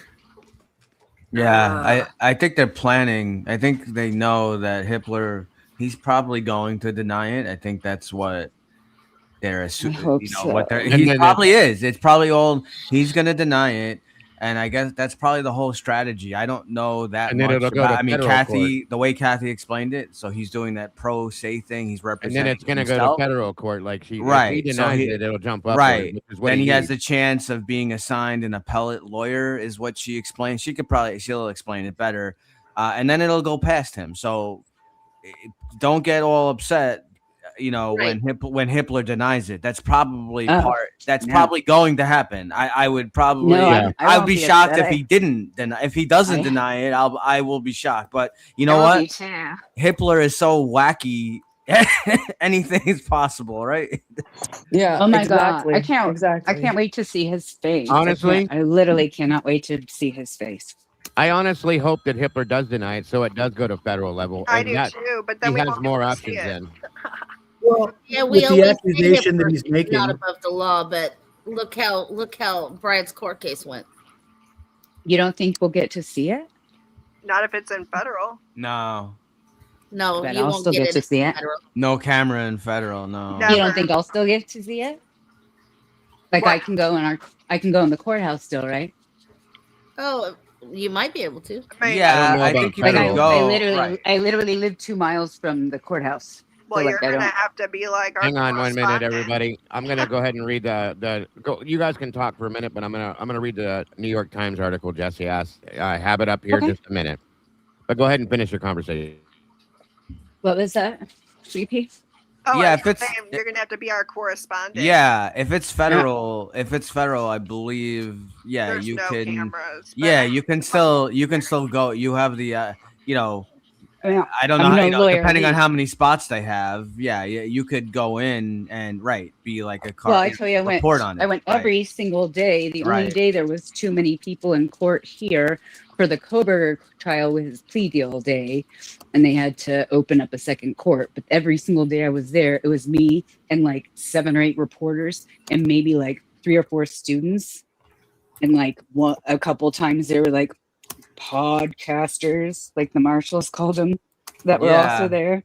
Like there was nobody there. There's nobody there. Even if this was like the biggest case in Idaho history, which is what we all like kind of feel like it could be, there's still nobody there. I literally show up like late every day. I like walk through late because if you show up late, then there's no line. Like everybody shows up so early that they have to be there, that they get there like an hour early. And so they jam up the line. And so I just wait till like right exactly on time in the Idaho courthouse. And then I just walk like directly through security. I just basically walked in there every day because there's nobody in there. Yeah, I mean, I guess if you don't have competition to get as many seats, then that would be the smart move. I mean, why get there early? Who cares? I literally, yeah, and I got to pay for parking downtown and shit. You know, I got to get there. Yeah, man. I mean, I might be there for the one day I was there, whatever day I was there for like 8 hours, and I was just like waiting for him to be done. I was like, can I go home and watch this on my TV? Like, I get a different angle on the television, right? Like, you're pointed towards the, like, and you guys could see how many people were in there. I'm not making that up. Yeah. You could literally see, behind Bryan, at least every time, there was like, mostly students, I think, and then just like some other people that were working with his counsel. There was like, it just is like not that big of a deal in Boise. I think they had a way bigger turnout for Daybell. Oh, definitely. Because So the security guards were talking about Daybell. Sorry, Jesse, go ahead. Is there any chance that, I mean, we're assuming Hitler is going to deny it, and we're assuming that in a roundabout way might be good for Bryan because then it's not Hitler ruling on everything. And as Tomboy just said, it takes it out of the hands of Nye and Hitler. Yeah. But I mean, if Hitler's playing chess, maybe he doesn't deny it. Maybe he keeps it within his control. And isn't there also a concern that if Bryan's states his case to a degree where there's not much argument to be had. I mean, if some of the things he's alleging, that's the problem right there, Jesse, is that it's proven that all that stuff was the exculpatory evidence was in the hands of the defense and it was denied to him and all that kind of stuff. And you've got expert witnesses verifying that publicly. Right. Mm-hmm. And then if Hitler says, I'm denying it, I mean, you were talking about some of these guys getting in trouble, right? And I said I don't think anything's going to happen to any of them because I think in the end they'll buckle and they'll part of covering their ass is letting them go. Well, I mean that might be the chess move for Hitler. Something else we need to think about too that needs to come out is we need to figure out. Well, we're not going to be told it, but I think it needs to come out where the leak came from. That investigation, those 2 investigations in the leak. I was just thinking the same thing. It would I was totally just thinking the same thing. It would probably point to some of the corruption that has been handled here, and if it's pointed out, then that's going to be something that comes into question too. I think so. For where it gets placed in court, right? Like, how is that going to work? Because there could be other things at play there. Yeah, exactly what I was thinking. I was thinking, like, we never heard about that. If they can prove judicial misconduct, prosecutorial misconduct. They may just take it out of. They may take it out of Ada County and throw it to the federal level if it automatically works. That I don't know if it'll work that way. I'm just telling you, it's something I'm wondering about. But we also have to worry about Jeff Nye, because he said he was going to deny this right away. Yeah. So we have to watch for these people that are going to do this. Okay. And we know it's going to happen because they're never, ever going to admit they did something wrong. None of them. Okay. And that's exactly what happened here. And this is going to make Hitler look like the idiot that he is. Oh, yeah. Okay. For not looking this case over thoroughly and allowing this to happen. So at that point, there it is. But like I said, I want to hear what Ann says still. And it's just a lot of mistakes. There you go. It's a lot. But they were intentional mistakes. There's the problem, Sophie. And I know we all know that. I don't think it's a mistake, really. I don't think any of. Yeah, I don't think of any. I think they're not. I think all of it's. No, I mean, it seems like she scared him into taking the plea, Absolutely. and he wasn't told about the many exculpatory things. But if he didn't know about a clump of hair in Ethan's hand, I mean, that's a pretty big thing. Agreed. The fact that they were in discussions over a plea. And they were receiving discovery that was exculpatory to him, and it wasn't presented to him is a big no-no. No-no. Yep. It was like they wanted to hurry up and have him take the plea deal before all that came out, and then it would be too late.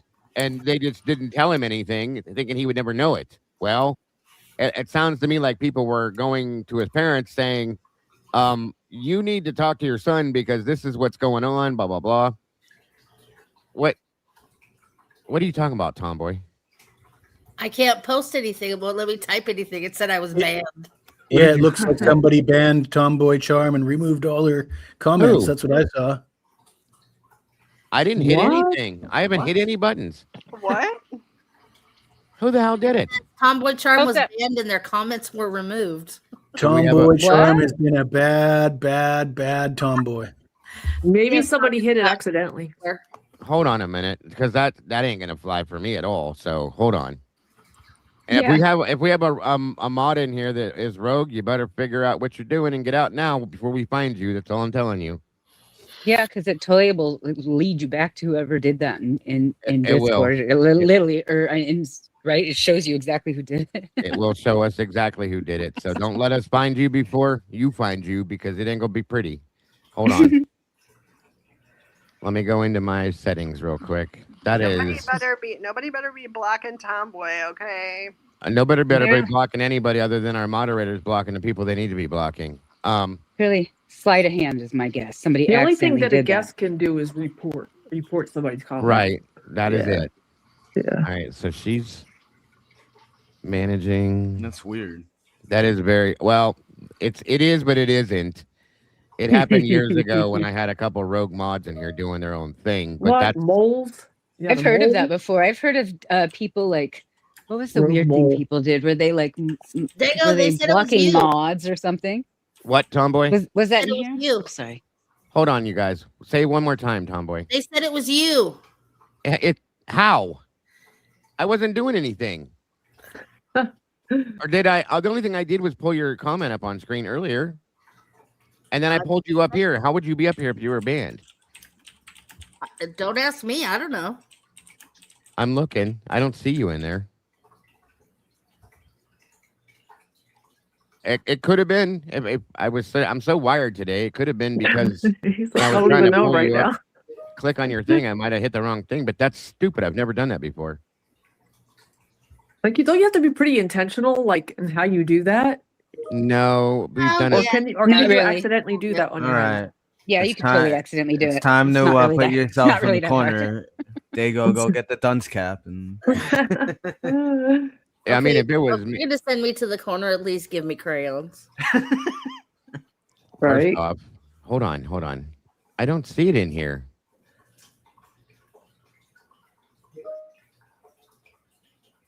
Son of a bitch. It should be right here. If you're banned. They read your Discord. They sent you messages in Discord. Well, I'm trying to hold on. realize where it gives you the option to block at? It gives mods the options to like put you on hold for 5 minutes, or like there's different options you can go in and change those options as like the creator or well, if I did it like I said, it wasn't timed me out. Yeah, and it times you out. Yeah, that's what it does. Were you timed out or were you banned? The one thing said banned. I'm telling you, it said banned. I read it. I don't know. And that's what It I'm said trying to Tomboy Charm has been banned and her comments have been removed. Nobody puts Tomboy in the corner. All right. Hold on. What'd you say, Tomboy? Hell, it's nothing. That's the thing. If it was me, it says that it was me. I must have just been rushing around and hit the wrong thing or something. But she's up here, which makes no sense. All right, managing moderators. She's still a damn moderator too, which is weird. Yeah, that sounds wacky. It is goofy weird. going on there. All right, Tomboy Charm.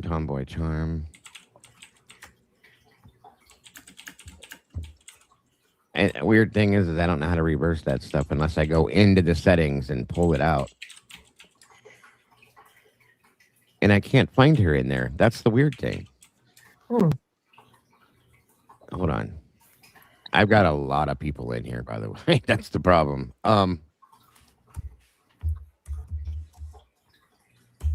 Yeah, you timed me out for banned 24 people. You got a hours? lot of banned people. Is that what you're saying?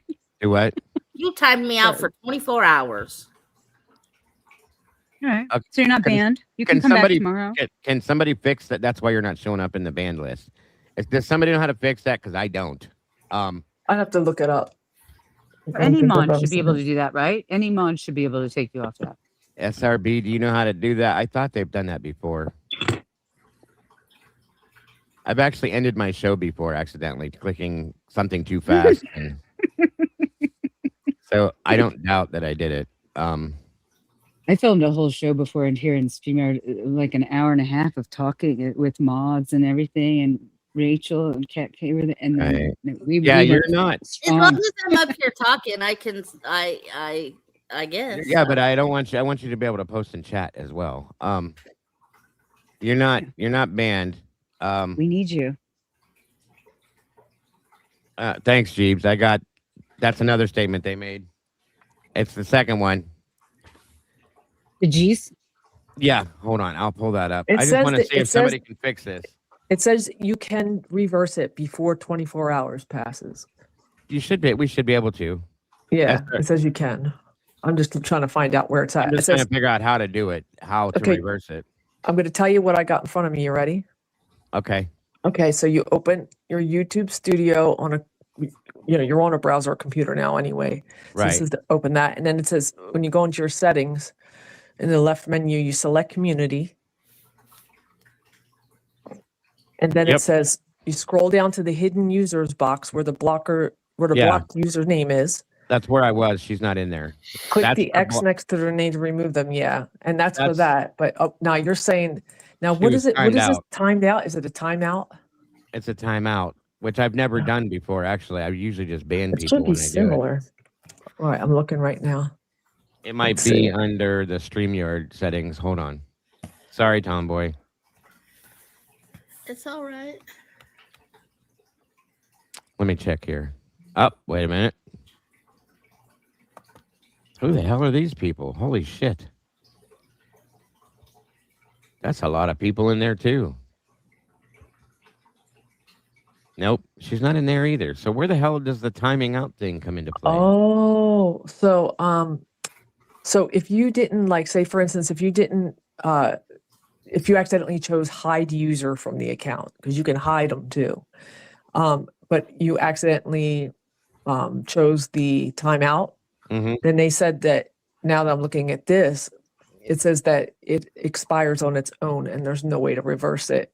Are you serious? Wait for 24 hours. Yeah, this is what Google's telling me. Yeah. I thought we've had people that have been timed out that were reversed before though. Yeah, I mean maybe there's something hidden here, but it says no, because I'm like, can you undo it? And it says They said if you accidentally time out someone for 24 hours in YouTube live chat, that user is temporarily blocked from sending messages in the chat for the selected duration. No, the channel owner or a moderator cannot directly undo or lift a live chat timeout once it has been applied, as YouTube does not currently feature an untimeout or unmute button for active chat restrictions. Then you need to fix that. My timeout time. Yeah. Poor Tomboy. At least you're up didn't even here. do nothing. At least you're up here, and I'm sorry. Like I said, I must have been clicking too fast or something again, so my apologies. Yeah, I'll have to wait it out.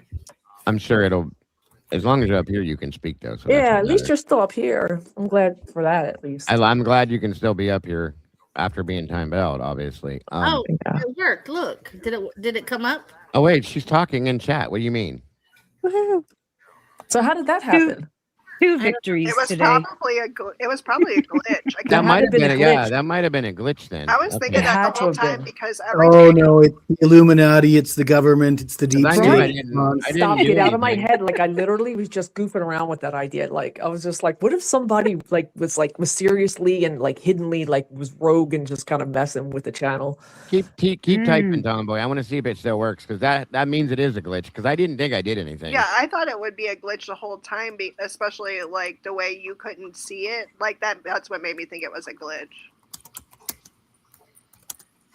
Yeah, because this said it matter of factly, like if you did it yourself, you wouldn't be able to undo it, so it had to have been. Yep, there it is. Yeah. It was. See, it wasn't me. It was a glitch then. Good. Yeah. Dago, Okay. just for future reference, stop touching. I didn't touch anything. It wasn't me. There's proof it wasn't me. It wasn't me. But it But wasn't. you did. Yeah, it was. It did say that you timed me out, which is weird. That's fine, but it was their glitch, not mine, because I didn't do anything. It I was knew I the deep didn't. state. All right. Well, anyway, let me blow this up just a tinge for you guys. Oh, did you say? I wonder what kind of. Did you say you had the G's other statement too? I do. Hold on. I'm anxious. I figured. I just can't imagine what the like. Okay. Here we go. This one says, this is on Facebook, which I actually wanted to see. First off, we're not surprised. Even though Bill Thompson said with the plea deal, all appeals would be waived, we knew that wasn't factual. Anyway, his time to plea was running out, September to be exact, in Culver's family statement, which is the whole mosquito thing.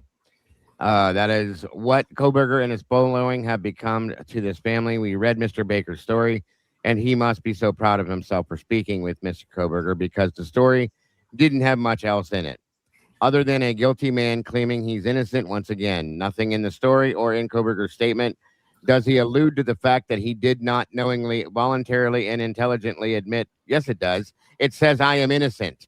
It says everything of that. So you're wrong. Yeah. Murder 4 victims of this tragedy, Kaylee, Maddie, Xana, and Ethan. Quite the contrary, he appeared in court in a hearing in front of a judge with his 4 lawyers who were conniving him.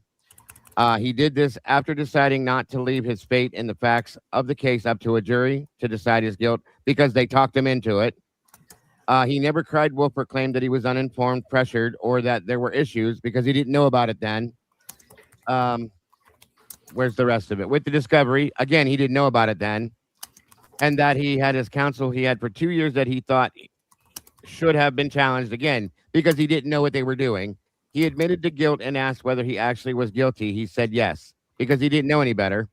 I am sure that there will be a hearing, as it is how the legal process works, and the defendant will get another day in court, a nice break from his solitary confinement, getting to go for a ride, maybe some different food, photos taken, and the attention all back on him and his innocence. The real issue is that if as much energy was put into honoring the victims in this case as trying to set a guilty man free, there would be statues of the victims on every corner, with parks and days honoring their ultimate sacrifice, which should happen to begin with. I agree. Okay. But we also should not have an innocent person sitting in prison for a murders that they didn't commit. And you need to say that yourself, just as much as if it was his child that was the one that was accused of this, and he knew that she didn't do it, he would want to do the same thing.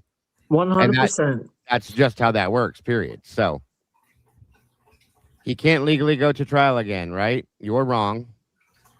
See, this is what is wrong with people. They don't look into these things. They just believe what they're told. All of their people now, I bet if you scroll down, they're all, well, because this is all their people. So they're all like going to be like, this is. They're saying dumb shit here. Look. He can't legally go to trial again. I believe he waived his right for that. Is there a workaround that he's trying to get? Oh my God. A challenge is not an appeal. How oh dumb my God.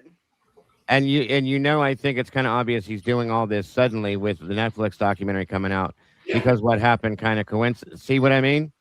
Wait till they see this Netflix thing, and it's completely opposite what everybody thinks it is. Yep. Because we were told that. I'm not saying it's going to be that, folks, but that's what we were told, and we will see. It would check, especially with what he just did today. Wouldn't that be something if his whole case just blew up on the documentary? That's what it needs to do. Well, with all the misinformation, I heard about the latest documentary. After the latest documentary was a disaster, a complete, utter disaster. It was. The AMC one was a joke. Yeah. We got one more coming 2 days, and it will be out on Netflix. And I was told way long time ago when Chris first showed up on the scene that this one is going to be different, that it's supposed to be pointing towards the corruption. So, well, fingers crossed that it does, but I don't have high hopes, folks. You know that. Yeah, let's hope. Because I can't see Netflix. I can't see anybody allowing a network to do that. So we'll see. Now, here's what the biggest issue is going to be. The WSU lawsuit banks on Bryan Kohberger being the murderer, okay? Mm-hmm. Because they're suing WSU for allowing Bryan to continue to be a student there and not kicking him out of the area because he was a bad person. Well, if this proves that Bryan wasn't the one, well, what happens to that lawsuit then? That lawsuit crumbles instantly, evaporates. Like so awesome. Let me just tell you, this is great. So let me read Mr. Baker, Mr. Mike Baker's article. It says the criminology student convicted last year of murdering 4 University of Idaho students in their home is seeking to abandon his guilty plea and obtain a trial, claiming he's innocent and was misled into confessing to the high-profile killings. In an interview with New York Times, Bryan Kohberger, who is currently serving 4 life sentences, said he filed a petition challenging his conviction, citing concerns about how the plea deal came together. My actual innocence is my truth, and the plea hinged on false promises and blatant disinformation must be withdrawn. Mr. Kohberger said in a statement provided to the Times on Sunday. He reiterated in a phone call from prison in Idaho that he had an absolute claim of innocence. Mr. Kohberger had not granted an interview nor made public comments before speaking with the Times. He declined to discuss any evidence or other specific details related to his innocence, as well as the specific concerns that he had about the plea. It is rare for defendants to win post-conviction challenges, which often revolve around claims of newly discovered evidence or ineffective assistance at counsel, which we have both here. Of course, Steve Gonzalez, the father of one of the victims, declined to comment Monday morning, saying he wanted to discuss the issue with his family. Hold on 1 second, you guys. Good Lord. He wanted to see how much he could grift out of this before anything happened. I mean, Law department, how can I help you? Right. What do they say? Stop calling my phone. Stop calling me. Uh-oh. I told you, just answer at fraud department. They'll stop calling. God damn, I'm sick of those. Anyway, back to back too. Saying he wanted to discuss the issue with his family, Latah County Prosecutor's Office did not immediately return a call. Surprise. Seeking comment, Idaho Attorney General Raul Labrador released a statement saying his heart went out to the victims' families, noting they had already endured unimaginable loss and now must face today's deep, painful news. My office stands ready to do whatever is necessary to ensure justice is fully carried out, he said. In November of 22, the former... Oh, my God, with this thing already. Stop it. I think you can, go in there and change the time that... I did that, and it still does it. It's crazy. Aw, man, sorry. In November, the four murders in Moscow, a college town that had not seen a homicide in 7 years, captivated the country for weeks as investigators struggled to identify a suspect. Mr. Kohberger's arrest brought relief to the community, but also stoked further mystery and speculation, as investigators never identified a motive or any previous relationships to the victim because you didn't have the right person. In court, law enforcement officials outlined the evidence against Mr. Kohberger that doesn't exist. His DNA was found on a K-bar knife sheath. I'm going to fight you on that one. No, it wasn't. That had been left next to two victims. Amazon records showed that he had purchased a K-bar knife. So what? Where? And right, and she, even if he did, so what? He drove a white Elantra. That means absolutely nothing because there was no car. The type of car that investigators determined had been on surveillance video circling the crime scene. Which one out of the 20,000 was it? I want to know. And then speeding away from it. Mr. Kohberger's phone showed that he was out that night. Again, so what? With his phone turned off at the time of the murders. So what? Mr. Kohberger declined to discuss the evidence against him in this call with the Times. He said, the intention is for all those questions to be investigated and answered appropriately in a trial setting. Thank you. Yes. Amen to that, Bryan. Guilty or innocent. Mr. Kohberger, who had court-appointed representation throughout the case, ending with his guilty plea, said he prepared the documentation to challenge the case on his own. He requested to have a lawyer appointed to him to help him go forward. In the handwritten filing made public by court officials on Monday, Mr. Kohberger focused on a claim of ineffective legal counsel. He said his lawyers failed to disclose or review exculpatory evidence and had made promises. They had made promises about what life in prison would look like, including what the hell? How? Like, what the fuck did they tell him? I told you guys. I said. How do you go like that? Does sound good. You're right. I'm really interested. Set me up. Guys, I said this. I said that Ian probably told him, you sit in here. It's going to be fine. We'll give you everything you need. You'll get to talk to your mom. Everybody will keep their pants on. It's fine. Everybody will, it'll all be fine. And just trust me. It doesn't sound like chess to me. No, this says it right here that he's calling Ian out. Boom. And then it says, now you guys made me lose my place. He said, oh, here we go. He said his lawyers failed to disclose or review exculpatory evidence and made promises about what life in prison would look like, including details about visits and employment. See, that's what I thought there.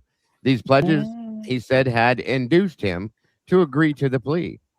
And then again, he makes that statement, my actual innocence is my truth. And the plea, hinged on by false promises and blatant disinformation, must be withdrawn. After he was arrested in December, Kohberger's initial lawyer said his client was eager to be exonerated. Court-appointed lawyers spent more than 2 years challenging the evidence collected by Kohberger, only for a surprise plea deal to come together a few weeks before a trial was to begin. Mr. Kohberger accepted responsibility for the murders at a July 25 hearing. He was not required to offer motive for the killings and never has because he couldn't because he wasn't there. The lack of a detailed confession outraged some of the victims' family members and even President Trump, who had called on the judge to demand an explanation from Mr. Kohberger. Good for you. In court, the judge asked Mr. Kohberger, are you pleading guilty because you were guilty? Yes, Mr. Kohberger responded. He later sat in silence at a sentencing hearing at which family members of the victims expressed their grief and anger. In the early morning hours of November 13th, after a typical Saturday night out, the four victims were stabbed to death in an off-campus home. The bodies of Madison, Kaylee were found in a bed on the third floor, and the bodies of Xana and Ethan were found in a bedroom on the second floor. Two surviving roommates were in a bedroom on the home's first floor. One of them reported seeing a shadowy figure and lied through her asshole about everything else she said. Oh, sorry. Anyway. That's the fine in the middle print. of the night and hearing commotion, but the roommates did not seek help because they're liars until later that morning, saying that they had not realized what had transpired because they're lying. One of the experts who worked on Mr. Kohberger's defense team has taken particular issue with the plea agreement and the evidence. Brent Turby, a forensic scientist who analyzed the crime scene for the defense, argued that the crime was committed by multiple perpetrators, criticized how investigators documented evidence, and questioned why more testing was not done of a hair found with one of the victims. A hair. That's interesting. The lawyers who served as Kohberger's defense team have rebuked Mr. Turby, telling the Idaho Statesman that he is now speaking about topics that are still confidential, many of which are outside his area of expertise. We're going to talk about that in a minute, too. The lawyers did not immediately respond to a request for comment. Surprise. Monday, Mr. Turby's concerns were included in a book about the case Broken Plea. Mr. Kohberger alluded to those issues in his statement, saying that unanswered questions seem to multiply with each piece of discovery unsealed. That's true. He said he was okay that a new trial would mean the prospect of potential death penalty. Why am I breaking my silence? Mr. Kohberger said Sunday in the interview from the Idaho Maximum Security Institution just south of Boise. A lot went wrong in those plea discussions. I really do want that to be heard. And there it is. Wow. A lot went wrong. So they basically forced him to take the plea, like we said. Yeah. They made him all these. God. I was just going to say, they made him promises. They made him believe that this was the best way to do it. Unbelievable, you guys. Like, this is sick. This is very sick. Sad. I mean, Very the thing is sad. that we know that, this came suddenly, right? So we were all here waiting last year, not too long ago, that it was a year waiting for, just about I think we're only about a few weeks out or whatever from the actual trial to start.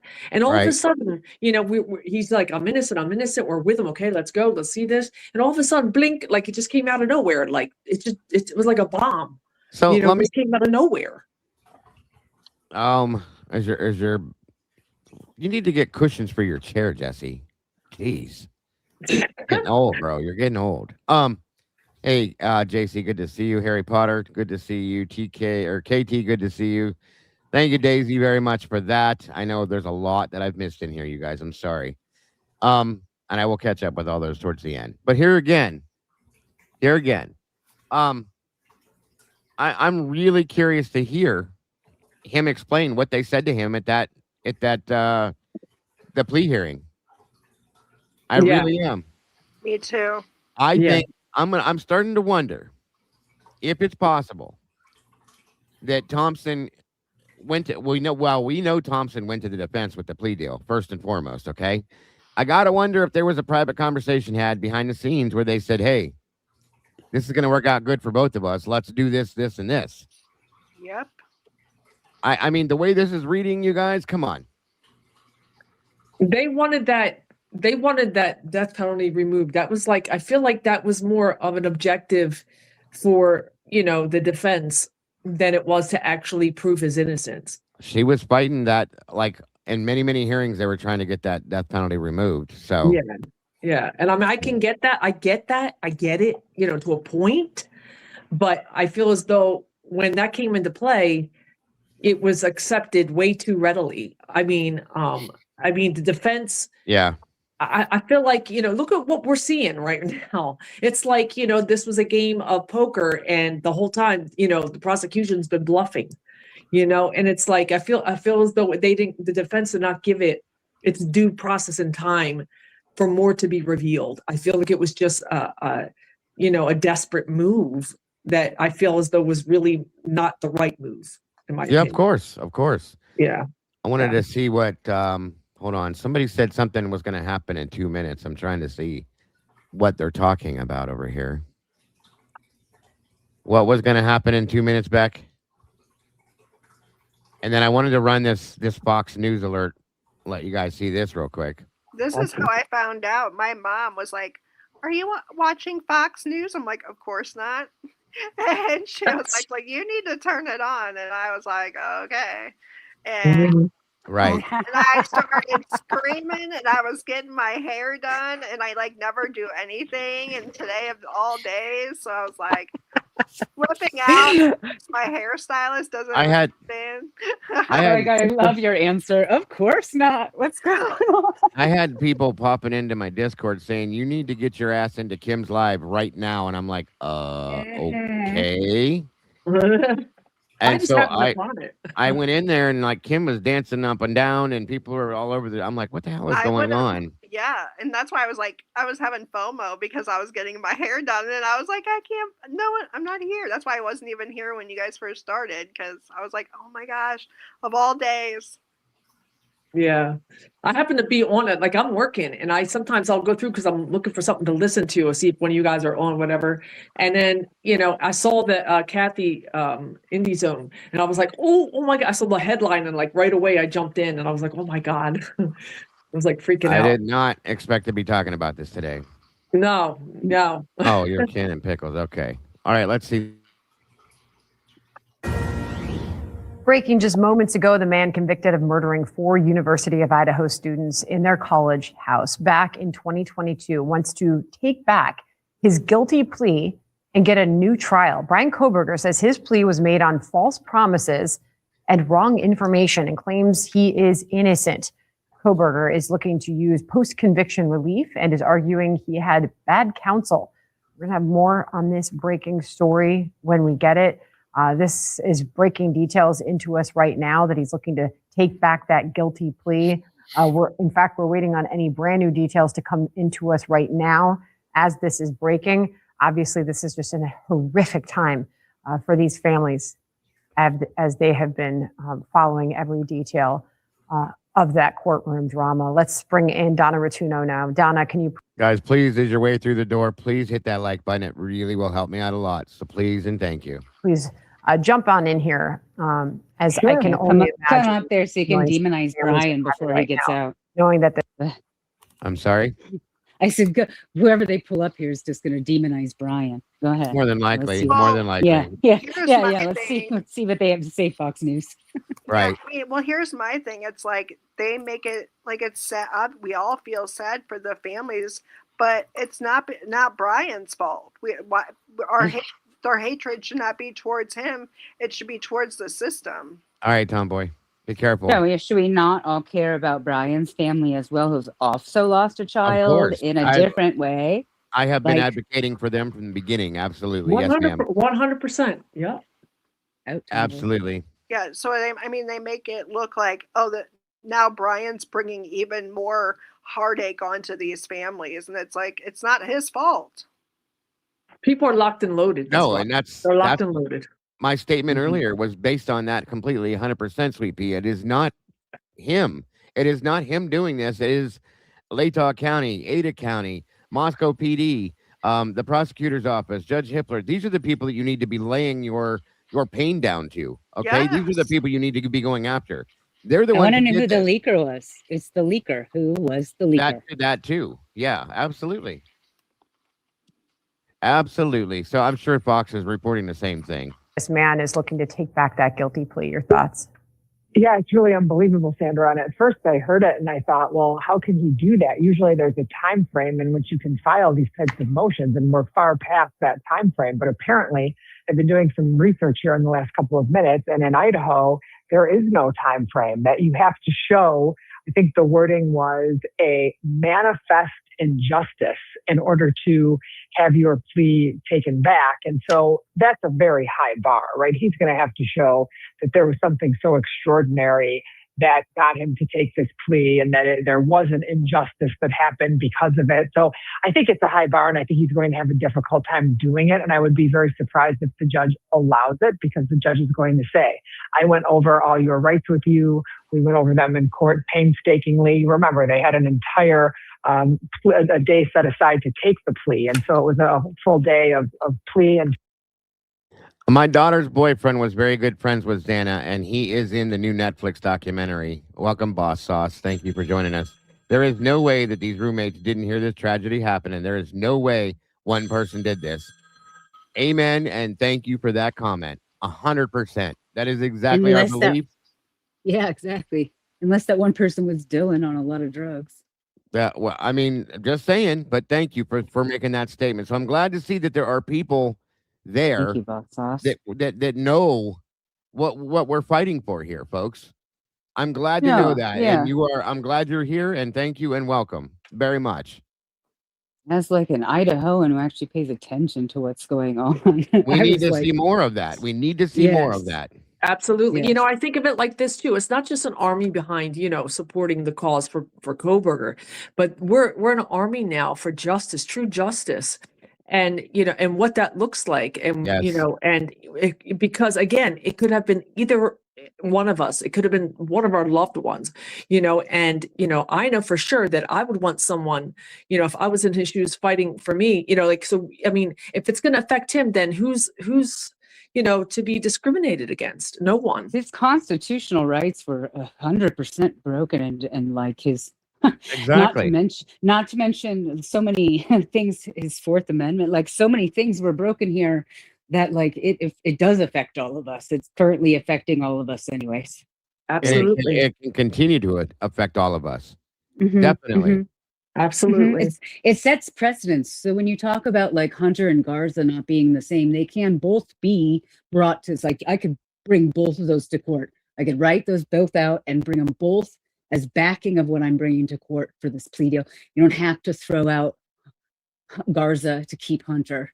You can bring them both. They're both precedents set differently, different times. You can bring them both forward.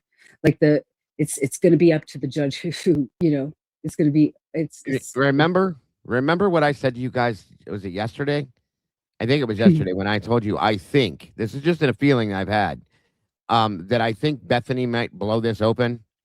Exculpatory evidence. I really feel like maybe now, especially now that may be the point. And I knew something was coming. I didn't know what it was.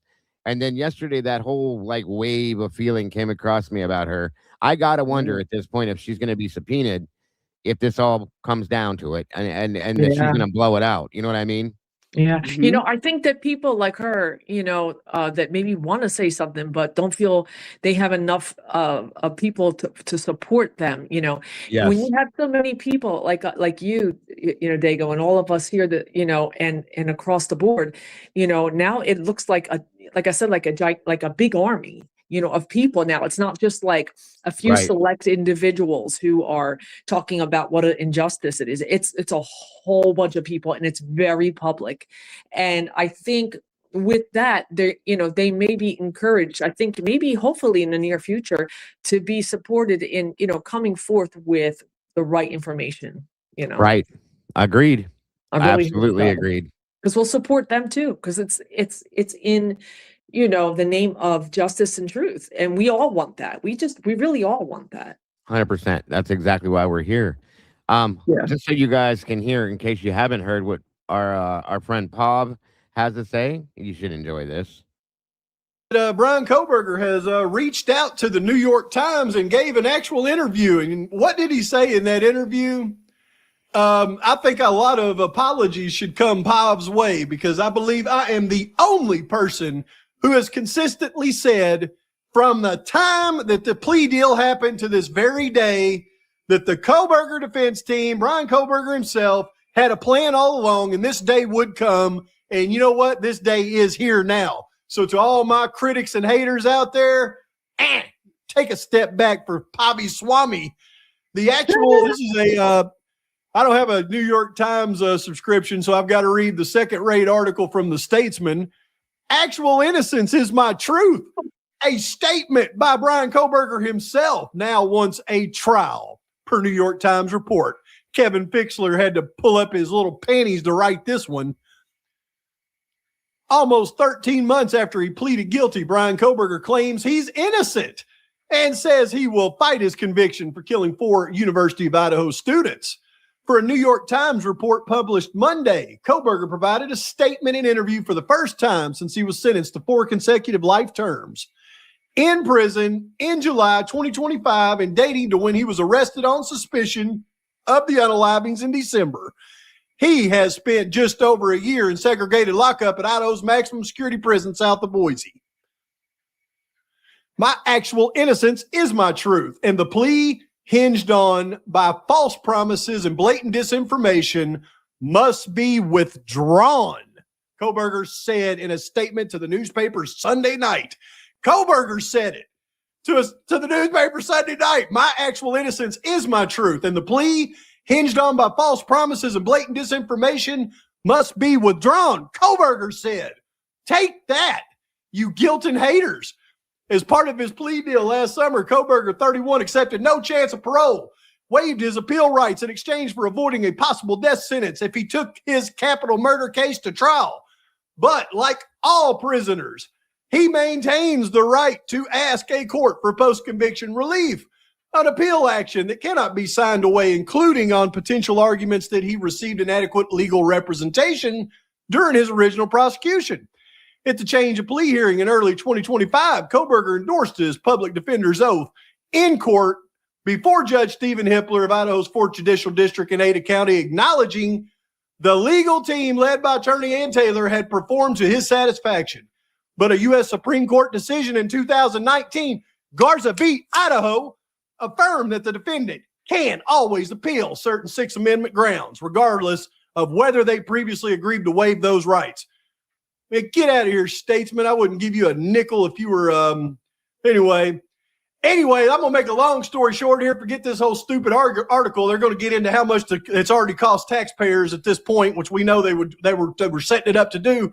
But Pavi Swami is alert and ready. Bryan Kohberger reached out to the dadgum New York Times, gave a statement. What does his statement say? I'm innocent, withdraw my plea. Garza v. Idaho. Freaking Syray laid it out. This case is over. I'll be there to shake your hand when they release your innocent butt, Kohberger. Pob's out. And there's that. Cha-ching. Oh my God. People are lit because we're so invested. That's what being invested sounds like. And we all really want to sound like that, but there's just too many of us on here right now. Yep, and I love it. Kiss my ass, you guilting haters. Yeah. I can't even right now and be like, well, I know you think that I'm completely insane and all, but I'm just going to say, look what happened. Yeah. It's kind of how I feel because Idahoans think he's guilty, y'all. Like, it's still going to be iffy situation of court. It's still gonna be super iffy in Boise, super iffy. Not a single person that I've ever talked to in any of these years has thought he was even remotely innocent or paid attention to any information within the news and or YouTube. And this is the juries. This is the people that are on the jury, you know? Yeah. I think the good thing now. Oh, go ahead. No, you're fine. You're in. Go ahead. Oh no, seriously, I'm fine. Go ahead. I was just gonna talk about where's this town like Skid Row or not Skid Row, Skidmore in Missouri, where the town where everybody turned a blind eye to the murder that happened. Nobody knew it was that guy that did it. Nobody wanted to talk about it, and it's that's how it is in Idaho. People are just they don't want to talk about it. They can't fathom the fact that this could be wrong and that their state got it wrong because it's the most heinous crime that's happened there. Is it though? Well, that we know about, right? So I get the whole state's got a history of being dirty in my opinion. Also, definitely. There's something about I guess, and it is our entire country. There's something about all the small towns. I don't in any way think Moscow and the drug court era and all the stuff that I talk about all this time is any different than Chicago or any different than all sorts of places along the East Coast and all sorts of places in the Midwest that I've never been to. It is not just uniform in Idaho. We're just talking about it because this one thing happened. They got caught because these guys, murdered kids. They were banking. Yeah, go ahead. They were banking on this falling into obscurity. Let's face it. They were banking on it falling into obscurity, pack it away, sweep it under the rug, bury it for good, and that they would never have to deal with it again.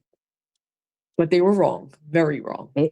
AF didn't want them to under the rug any of this. They want people to not narc. They want people to know not to narc. They want to make sure it was known that they did this themselves. Right. Well, there was you know, a lot people stood to lose some things, you know, so you have to look in, you know, I said from the beginning, one of the things to follow the money. I mean, you know, Scott Green being there, that's one person who, you know, was looking at what he stood to lose. He's crazy. I saw a video about him yesterday. He's like more even growing more terrible by the day. Gosh, Yeah. more terrible by the day. Yeah. And so, you know, you look at what all the players of this are and, you know, what the possible motive behind what, you know, what their actions and their words and, you know, the moves that they made were all about. And, you know, we know that they want to protect their small town. We know that they wanted to protect the interests of the university and the income, you know, and, you know, and, you know, the feds want to protect their interests. You know, it's a lot. This is so much bigger than I think, you know, a lot of people who are especially on the guilter side really understand. It's so much bigger than that. And, you know, I can't wait. And I do truly believe, I mean, justice is coming. I can't wait for these things to at least, you know, if we can't have it all, a majority, you know, of what was done to be released and uncovered. And those who were truly guilty, truly responsible to be held accountable in a court of law. I can agree. Yeah. That's all I ever wanted. Well, what I hope for mostly is that while this is happening, whatever is going to happen with it, I hope all of that comes to the forefront and it's all shown to be what it is, what it was, what happened, who was involved and why and how it all worked out that way.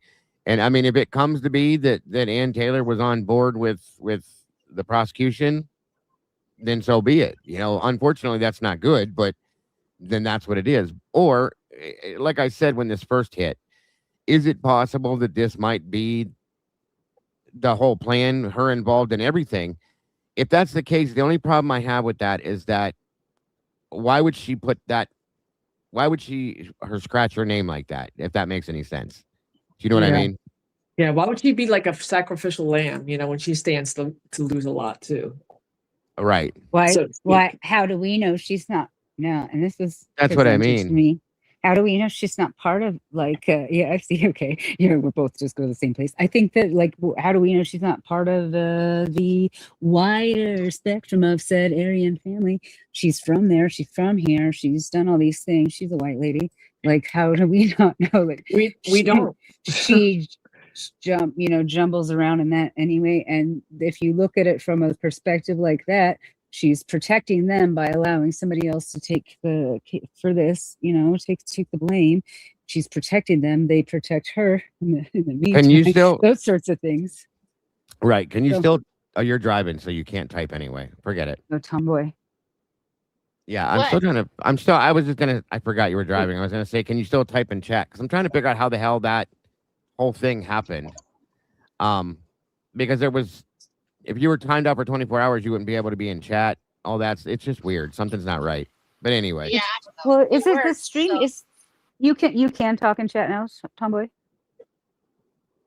I don't know. I'm driving. She's driving though. I don't want her to type. Oh yeah, no. I just meant like when you got kicked out or whatever. I'm wondering if it's the difference in the connection because I know there's a weirdness between StreamYard itself and YouTube chat. I know there's some times there's a weird thing. So it could have been in StreamYard, like you were saying, or it could have been some other one. Like it also could have just been Dago getting really excited and touching buttons. Yeah, I know. Well, if that's the case, then it wasn't 24 hours then. I literally woke up this morning previous to all of this, you guys, thinking because it's so bad outside, our air quality is like wavering around 200, whatever numbers, whatever that air quality number means. It's at around about 200. So it's really bad outside. So I was like, I'm just going to have another case of the Mondays. Like joking is my hot thought process. And I literally almost said that in Discord. And then this happened. And now I'm like, I have the biggest shitty grin on my face. Somebody has slapped it off me eventually. So somebody's got to slap this off my face eventually. I feel like so many people have told me that I sound like a What? crazy person that it's amazing. I love it. I'm like, go I ahead, tell didn't me know I'm there was a crazy knife again. there. Look around over there. You guys took it. Go ahead. Tell me I'm crazy. Oh, I'll okay. trade you bad air quality for this godforsaken heat. Oh, yeah, it's only like 90 something outside right now with bad air quality. Real feel Yeah. is 109. Oh yeah, that's always gross. It's super Yeah. gross and you're in a humid environment too. That's always really gross. It's 110 in Missouri. And it's Ugh. it feels like you're wet when you go outside. It's so Oh my god. Oh my gosh, that's Jersey's I not get too it. bad right now. We're just getting thunderstorms and stuff. we had some rain yesterday. It was way hot yesterday too.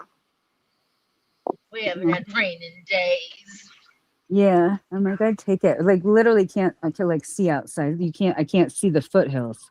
I live a mile and a half from the foothills. I couldn't see them yesterday. The air quality thing was at like 216. That's awful. Yeah, it was like all the things the day before and today I'll say like it could be harmful to people who have like health conditions or whatever. And then yesterday it was like, it's definitely harmful. Don't go outside. Oh yeah. I mean, it's like hard to breathe out there. Well, I thought it was funny. My boyfriend said when he drove to work this morning, he drove past the amusement park, like water park, and there's people there with their kids outside. Oh, it's And like bath water. It is like giving your kids asthma. Like you just want to give your kids some lung Oh yeah, they're problems. breathing all that crap in. Yeah. It's so sad. Oh, it's good for them. Ah. It's like ridiculous. It's good for them. It's like no, I can eat lead paint now. Is what you're saying? Right. Oh my gosh, I'm so excited, guys. It actually happened. I can't believe I'm gonna I literally have been thinking how do I get out to see Bryan before the 3rd of September? I know. How do I get out to that stupid courthouse or in Cuna and get a thing? I was literally looking this weekend about emailing him because I know somebody. I was gonna ask Sluther, one of you guys, if you had his somebody's got to have his number. Can't be that difficult to find him in that jail, in the prison. Why? Email him or whatever. Hardin Holly said, "Can you find Herwit and look at his hands?" What? Why? I bet I could find Herwit. We shop at the same grocery store.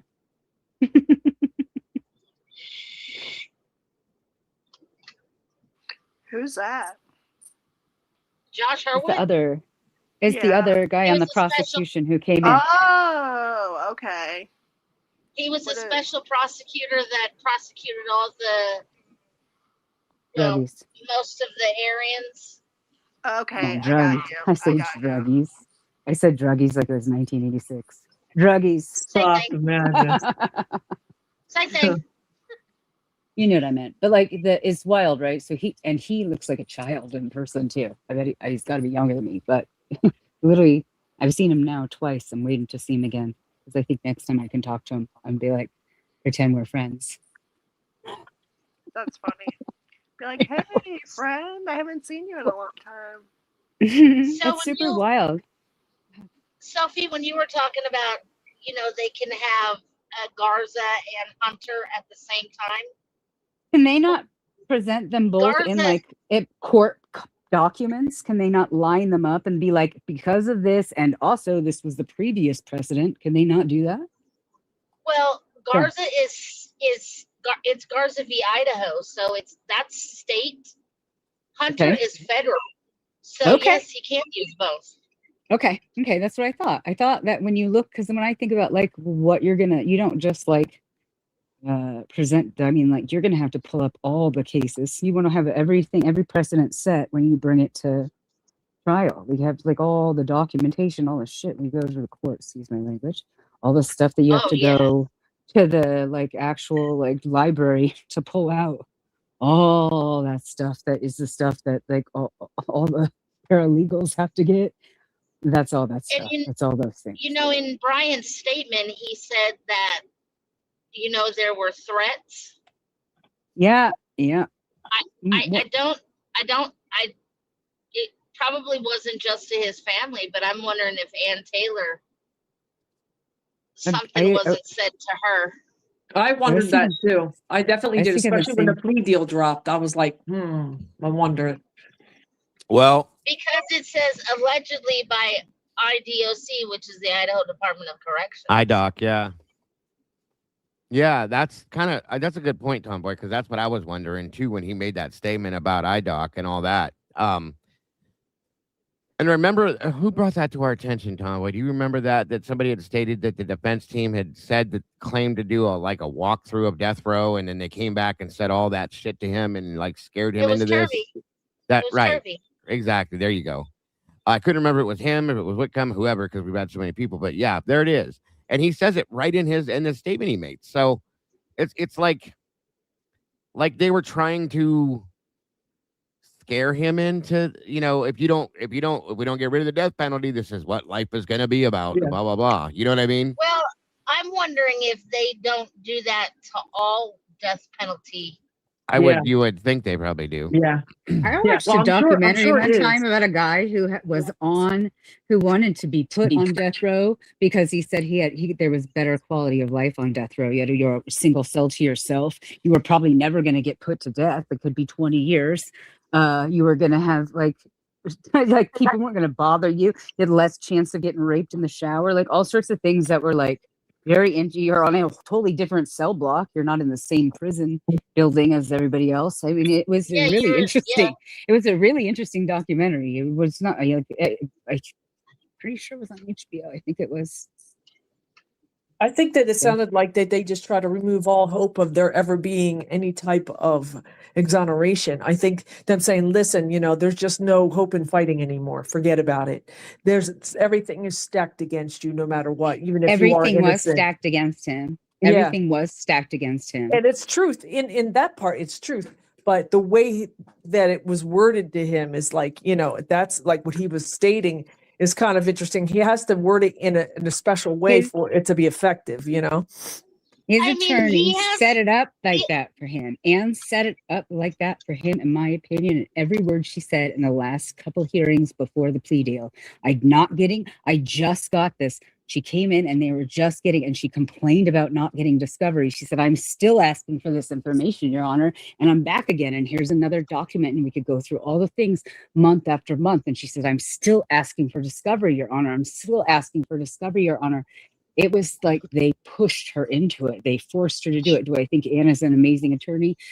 I don't. I'm like, I can't really base that on anything. What am I going to base it on? So I just feel like everything here has just been so convoluted, Yeah. Who knows what he heard where?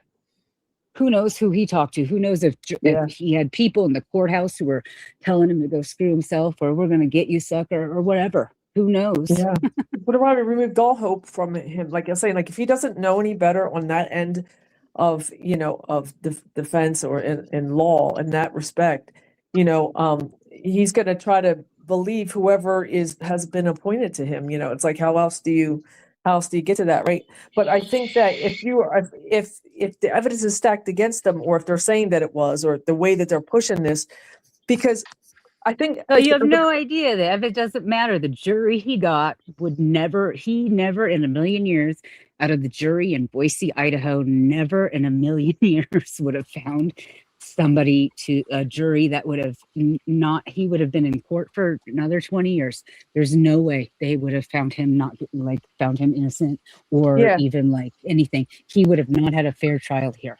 Yeah. Ever. And the evidence. And Ann Taylor knew that. Yeah, everybody knew that. I mean, it was obvious to me in the hearings.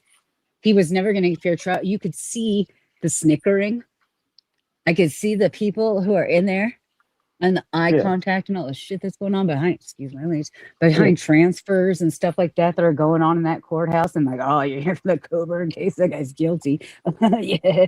You know what I mean? It was not going to be pretty for him. You go to Daybell and whatever Lori and whatever the crazy people. Yeah. That's like a whole nother ball game. Everybody's like, yeah, clap, clap, clap. That's amazing. But Yeah. here you're like, this is all hidden and we've broken all sorts of laws to get this guy in prison and get your kids back to college. Like, Yeah, just go ahead. I think that even if the case may be, you know, that they may have said to me, you know, especially if he knows he's innocent, right?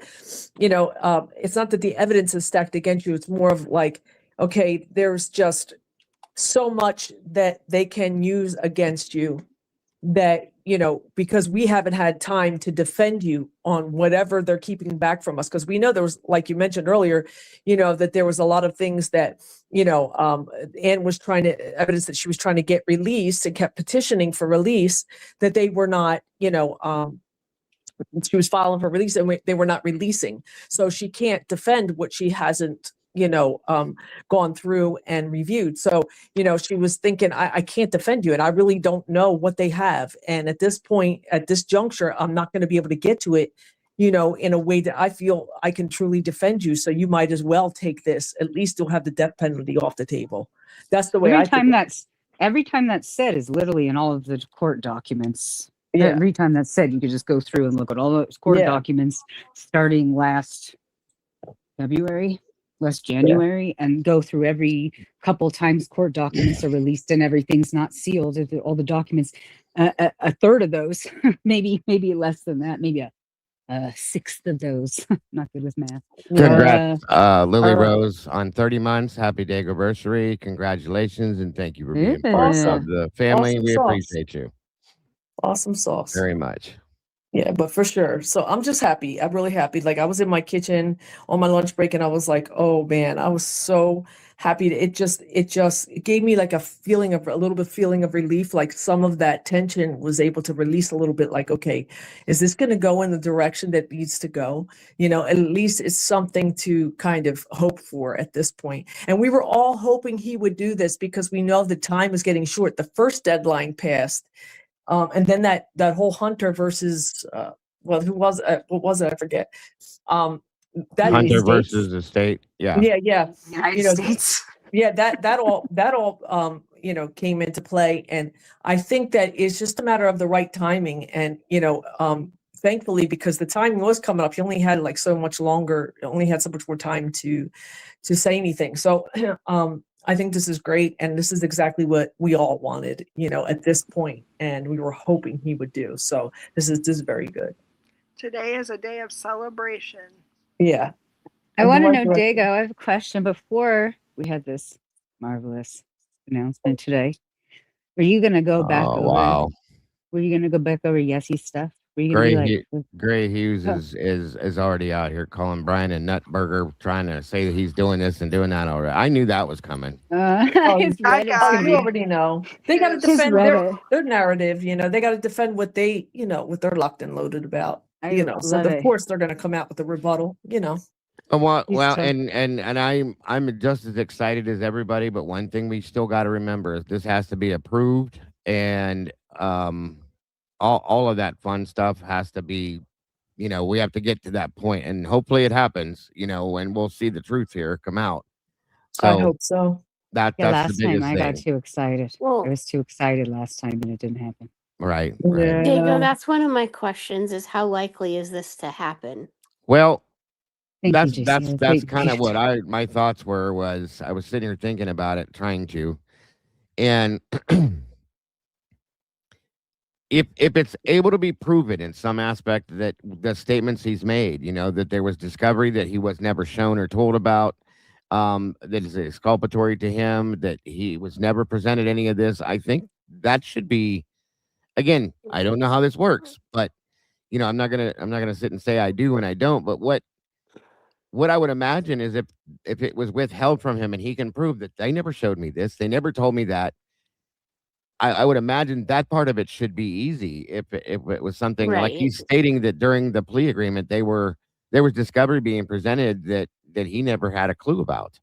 Well, right. You know what I mean? That should be there. And it then, was.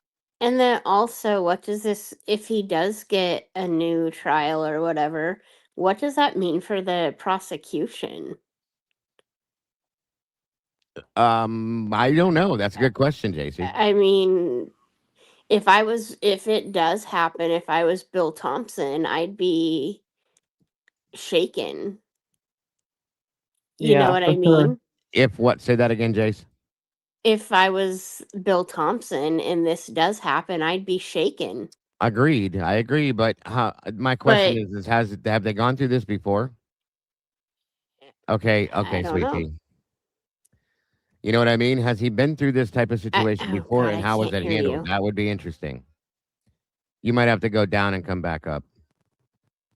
Why did that happen? Oh, it's because somebody. What would be really funny is if the state just dropped the charges without a trial. Yeah, the whole world would still think that he did it. I agree with that. There has to be a trial at this point.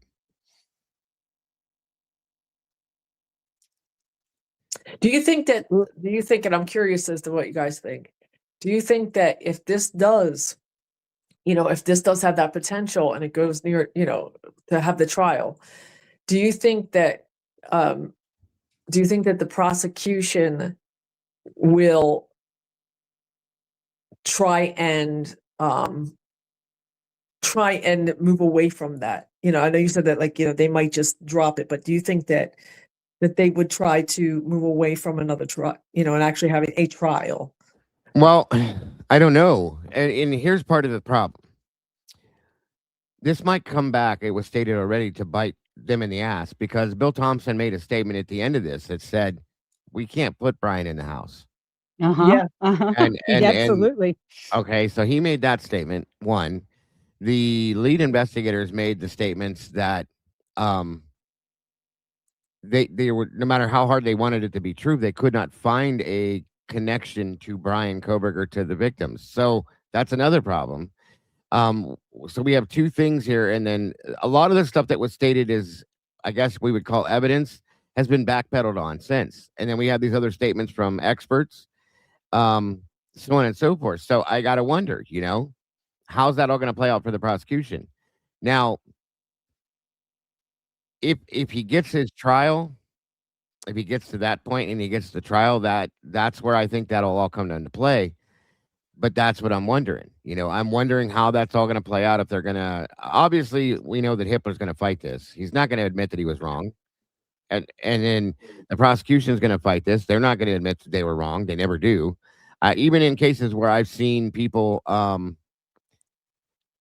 be exonerated, be set free, the prosecution still argues that they believe that person was guilty. You know what I mean? So even though Bill Thompson said he can't place him in the house. Yeah.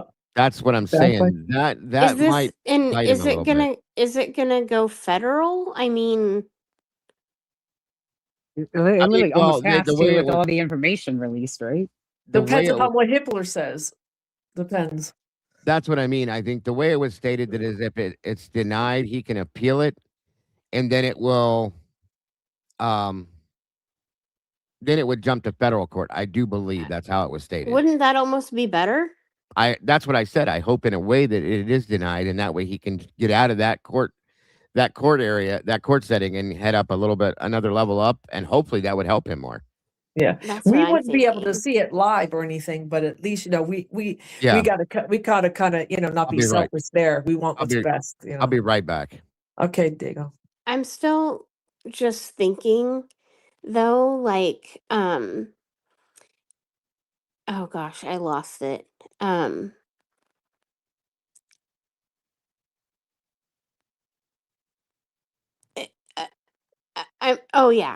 just thinking, like, if this does happen, like, okay, so say they're seeking the whole truth, okay? I'm still kind of on the fence that I'm not, but like there is a question, is like he could be involved, but who else was involved? Like, I Yeah. think that's my main thing, is like, if anyone else is involved, they need to come to the forefront with it, because he's the only one that's ever been blamed for for this. And for this, exactly. It's unfathomable to me that somebody did this alone. Yeah. In And the it time doesn't add frame. up. Yeah, it doesn't add up. So if we're gonna redo this per se, then I think it needs to be done the whole truth and nothing but the truth, and that includes everybody who was involved. Mm-hmm. But you do realize though that they're not going to go back on anything they put out there already. Okay. Yeah. So they're going to continue, in my opinion, at least, to tell the same story they've been trying to tell while he's doing what he's doing over here. And it's not going to work that way. I just have a bad feeling. And if this does happen, Dago, if this does happen, would a jury have to be unanimous? What do you mean? Like that he's innocent?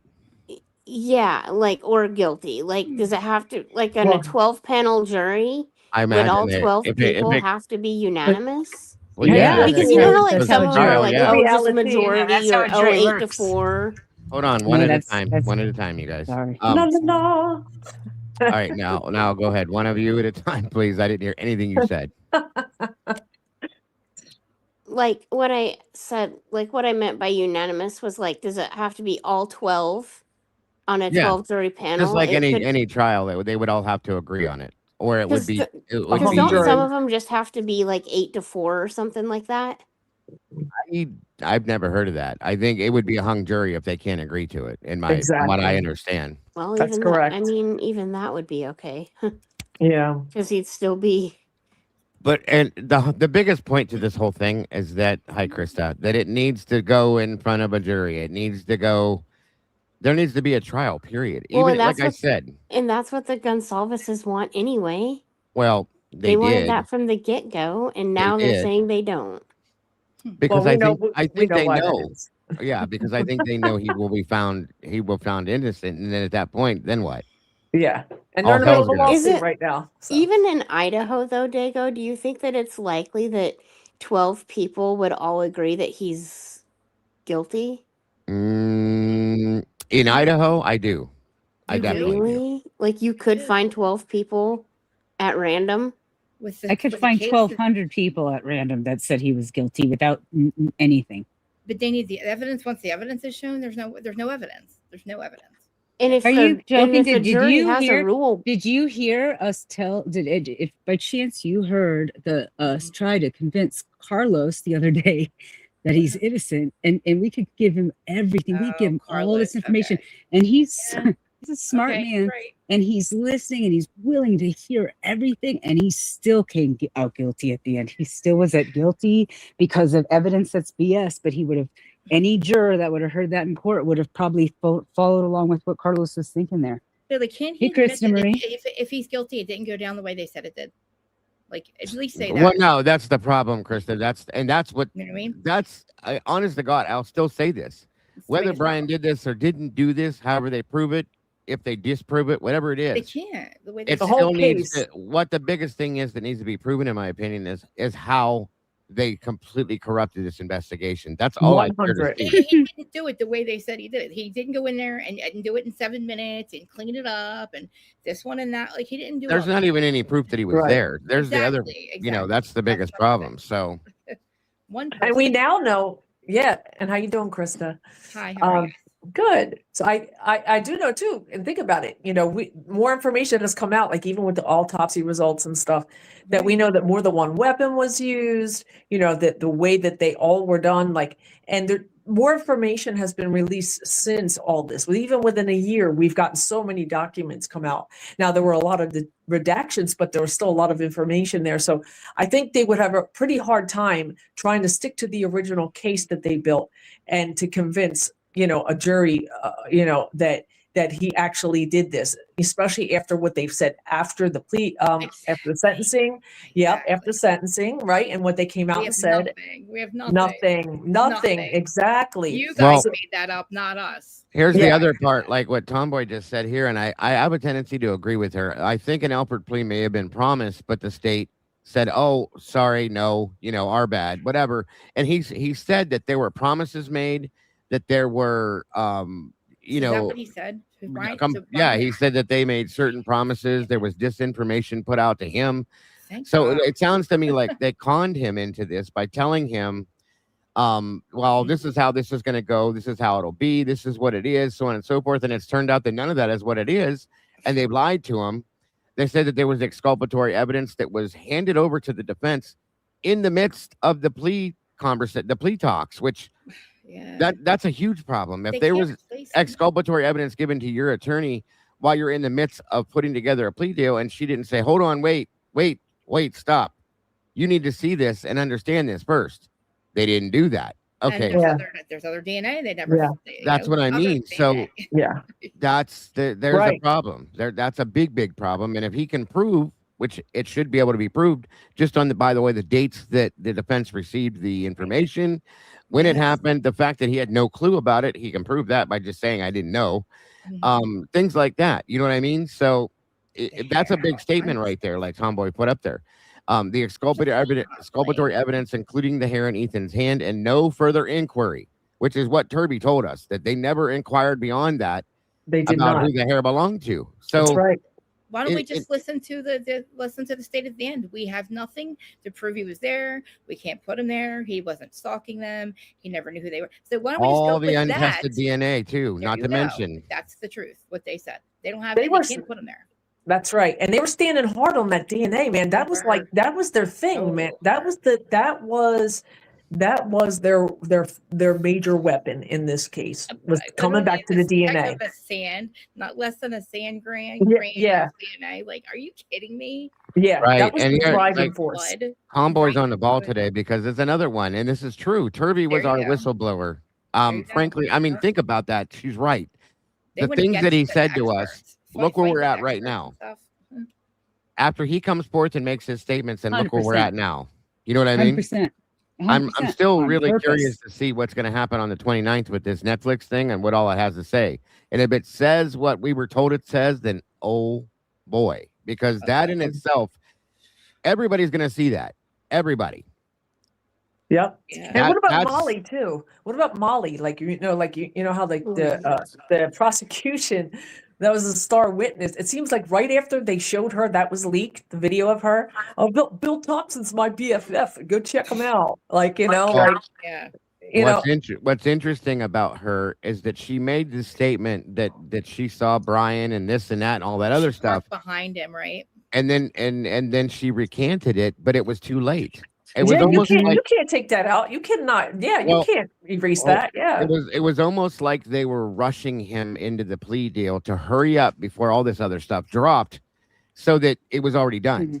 You know what I mean? Absolutely how I see it. She was a convenient CI that they needed to have a witness, because I don't know why they can't listen to the one witness, the only witness who's still in. Listen to what she says. It doesn't mean Bryan, like she points to Bryan not being there, but this one, the other one, they needed her. Like they knew that they had her on the hook for something, and that she had to be CI for something. This was the perfect thing to get her. Well, look at it.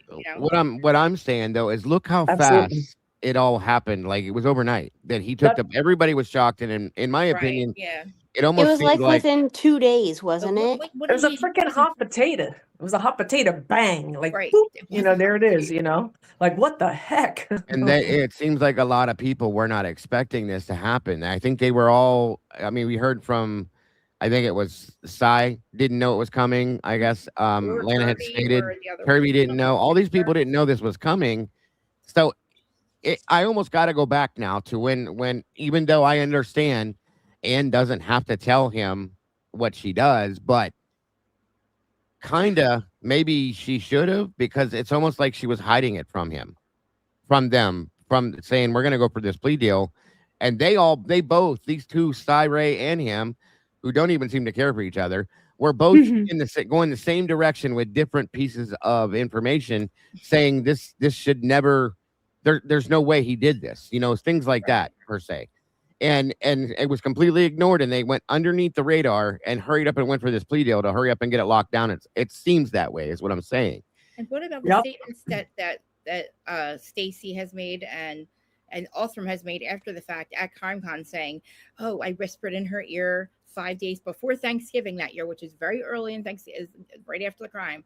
Like I whispered in, you happen to be at somewhere where people are like, grieving their dead kid, and you just happen to be there, Othram's there, and you see Stacy Chapin crying about Thanksgiving, and you whisper in her ear, 'Don't worry, we got him.' Like, how do you have him?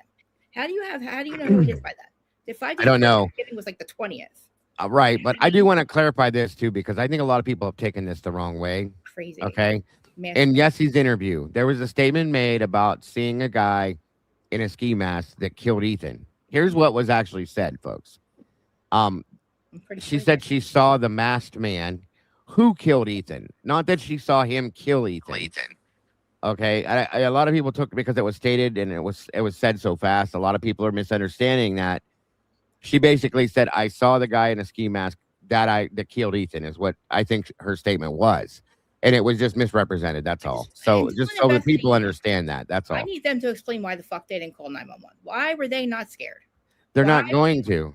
That's never going to happen. That subject is gone, and it'll never come back. I promise you. If I'm him, I'm going to be like, "Lady, what are you talking about? Like, can you please, like, listen? If I'm the families, like, if this is going to like be reversed, I don't know what's happening, but like, listen, all these people need to be like accountable because all these people are part of the problem.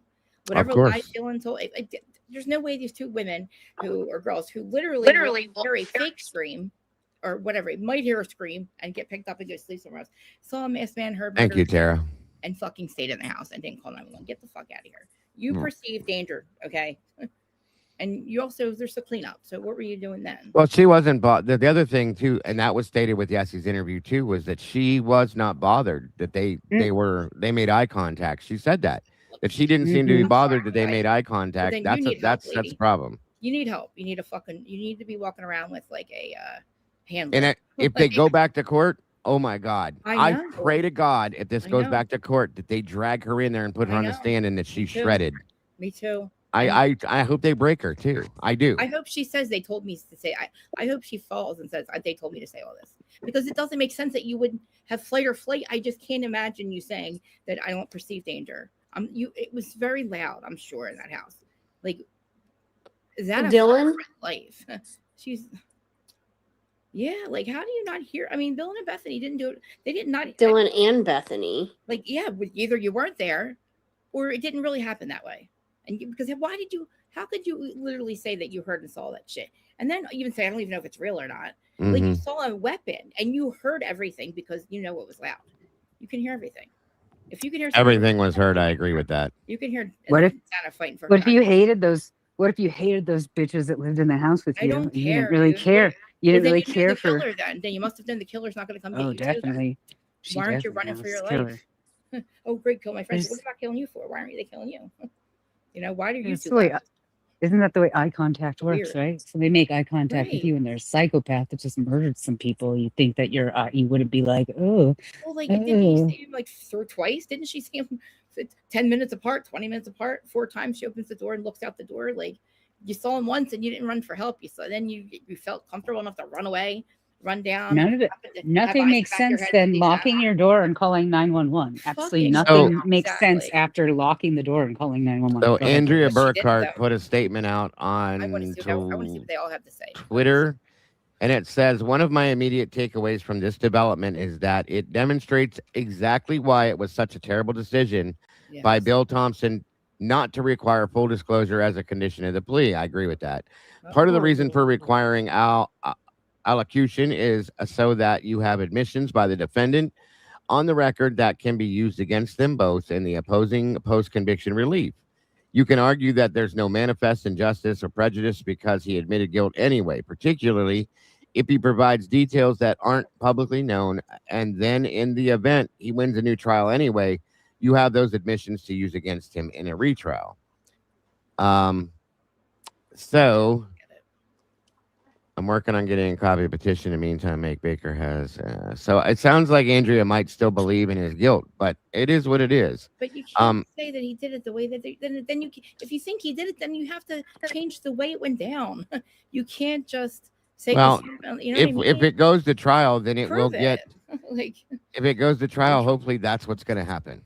Are they going to have to? Well, yeah. Hopefully, they'll make him tell us how it happened, how he did it, and where the that's the weapon thing is, and all that stuff. I don't think this trial is going to go the way people think it's going to go. This is not going to be a Bryan's guilty trial. No, this is going to be all about the opposite, in my opinion. And in turn, in turn, he's not going to say I did it. He's going to say, because he's saying now. Now he's saying what? I'm innocent. I'm innocent. Good. I'm innocent. So that's what it's going to be about. So at that point, now he's going to prove that he's innocent and show that he's innocent, and how. Right. So all he has to do is he could literally present what Pav has put together.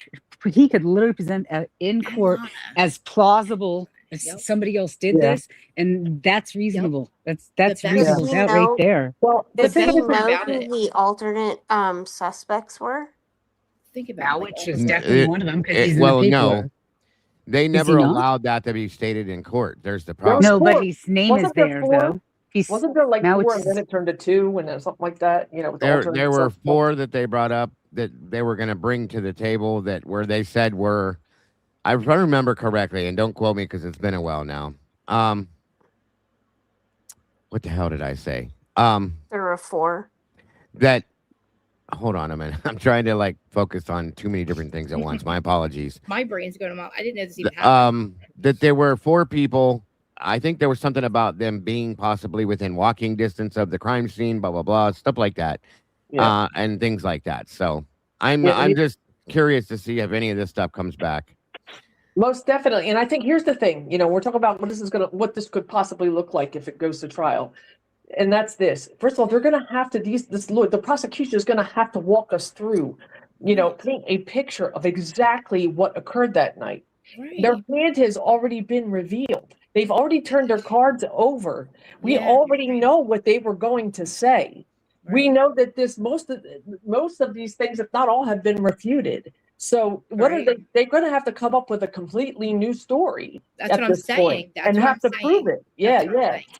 Because I don't know if they're I don't know what Thompson was saying in the end, everything that you thought, that was made up by you guys, whatever. But so they really didn't even say anything. They haven't put a narrative out there, except for it was I'm sorry, they did the white car, but we've already proven that white car wasn't a hit. Exactly. Are they going to go now and everything that Anne presented that they did not, that they kicked, that they wouldn't let her, bring to court.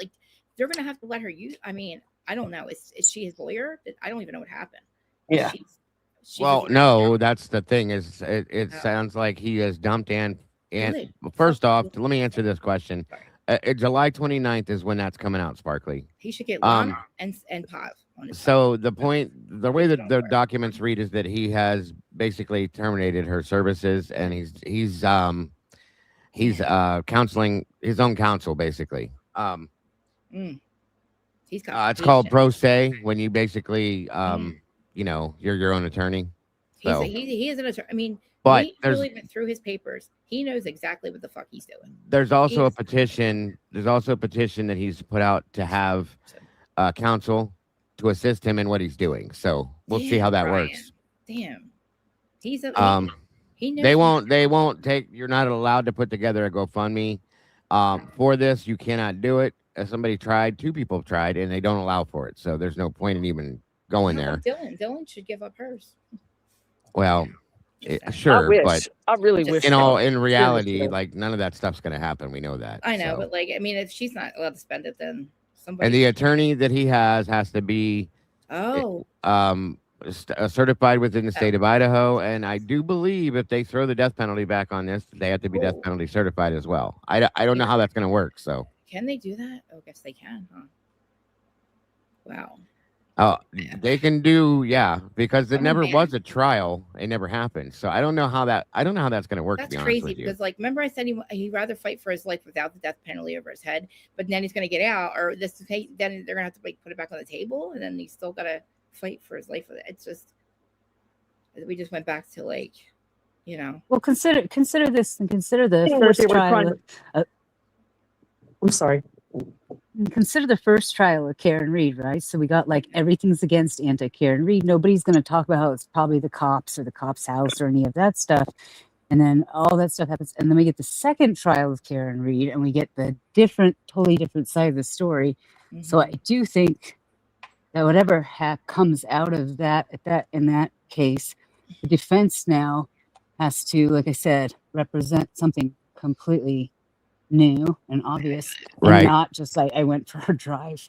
He's gonna have to, also, but he doesn't. He literally has to come straight forward, in my opinion, and be very big and not allow any of this BS stuff coming from Lori, to come from outside. Like he has to be aggressive at this point in creating something else that happened, and also not putting up with any of the BS things at all. Think about this, how good this is for him though. Like Lana has done the work for him. Pop has done all the work. They have done the exactly. Work. They are so, that could be this could be such a good, like, I mean, I'm a good, for people to, I don't know, if he needs help, I don't know, but like, think about it. All the work is done, all the investigating is done. They have done it to the point where they can't, like, they've proven whatever. They've proven that the cops are not doing it. Didn't work. At the very least, very least, they've proven very well that something else could have taken place, and it proves reasonable doubt. And that is the only thing that matters. How can they even like present a case against him? Yeah, that if you said one thing, you can't. Now you're going to say something completely different.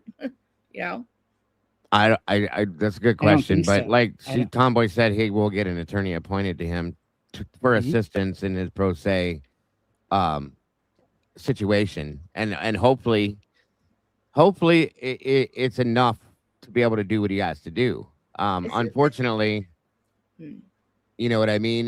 He's in a bad spot in some aspects because he is doing this on his own, and he's being appointed an attorney. Hopefully that person is reliable and trustworthy. That's all we're saying. You know what I mean? I really think that Lana should. I think, didn't Lana take a test or something? Isn't she almost legally certified or something? Or I think she has to take the bar still if she's going to do that and finish some stuff. I think. What an asset she would be. Her and Pop would be to him. Yeah. Well, we'll see. I mean, hopefully that's. I don't know. Hopefully this all goes in a positive direction. At the very least, is my biggest thing. You know, and can this get denied or? Yes, it can get denied. But if it is, like I said, if it does get denied, from what I understand, and Kathy was explaining that earlier, that I believe then it can be thrown up into the federal court system, which is almost in a sense what I kind of hope happens. Right. Because I think him being down in that level, yes, I think is not good for him. I just don't think it's good. No, kick it out of this. I agree. Get it out of this. Yeah, get it out of this area. Like you said, move it up to federal, where like another. Yeah. What kind of freaks me out, you guys, is what we've seen at like all these levels of different things. It kind of freaks me out. Like I've never heard of it. We ever heard of this before? Heard of what? I mean, so much corruption from like the cops to the like detectives to the FBI. Plea, like saying, "Oh, I." It's happened. Yes. Oh gosh, yeah, it's happened. Yeah. For sure, definitely happens. It is happening. Have to get like don't they even have to accept you to even like present it? Don't they have to? He has the right to retract his statement. He does. Okay. Okay. With any aspect, but it's not.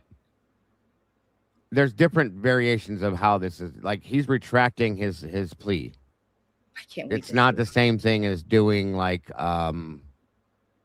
there's another version of it. I can't think right now. My head's all over the place. But he's retracting his plea, the guilty plea, or the plea deal. I'm sorry, that's what I was trying to say. Yeah. Okay. And then he again, like I said, he filed pro se, which is him. He's going to be his own attorney. He's really like read his research papers. I'm telling you, we didn't really understand what we were reading, but like we knew that he knew exactly what he was talking about with being guilty, not guilty, and I think he knows that. Okay, let me put it this way: from what I read in his own papers and documents and stuff that he was filling out or that he was doing like for school. Sorry, he does know these things, but I don't think he knows the law well enough, or this probably wouldn't have happened to him in some aspect. So I think he does need an attorney to guide him so weird. I at know. the very least. And you know, the fact that he's being his own attorney, I think says a lot because he doesn't seem to obviously trust anybody. And that's sad, but that he can't. But, you know, it could be something his parents said, you know, you need to do this, you need to do that. But doing what he's doing, I fully understand it as long as he has someone to show him like, don't do this, don't do that. This is okay. That's okay. And I do believe he does need that, truly and honestly. So I mean, he will have an attorney at some point guiding him, I believe. Are you They allowed will to be give like a him one. layperson and be part of his team? Could Lana and Pav go there and be like, look, this is what we've done for you in the meantime? I have no idea. No That idea. would be so Like a amazing. liaison? That would be awesome. If that I have no clue. Look at the work they've done. This is why they did what they do. To prove, If only there was somebody that, close. that the fuckery is not real. Like that they have, and with facts. Like, it's not like they're saying, not speculating. They're showing their work. So like that's the best thing you could ask for is like, Dago, you have all these people, like all of us on his side. Well, welcome back, Tomboy. What's up? Fighting for him for how many years now? And I just said I can't talk about this anymore. Dago, He doesn't help himself. Here, there we go. Dago, Can you hear me? He just filed pro se. Yeah. That means he filed it himself. That doesn't mean that he'll represent himself. Well, see, I thought she said he filed for pro se, meaning like he'll. That's how I thought Kathy explained it. Maybe I misheard it then. Okay. Oh, he filed the document pro se, which that's why it's in his handwriting. I mean, maybe because Maybe that's how I missed. Maybe that's what she was saying. I thought she said that he filed to be pro se, meaning you know what I mean, obviously. But okay, I probably misunderstood it then because it was a little bit weird back then.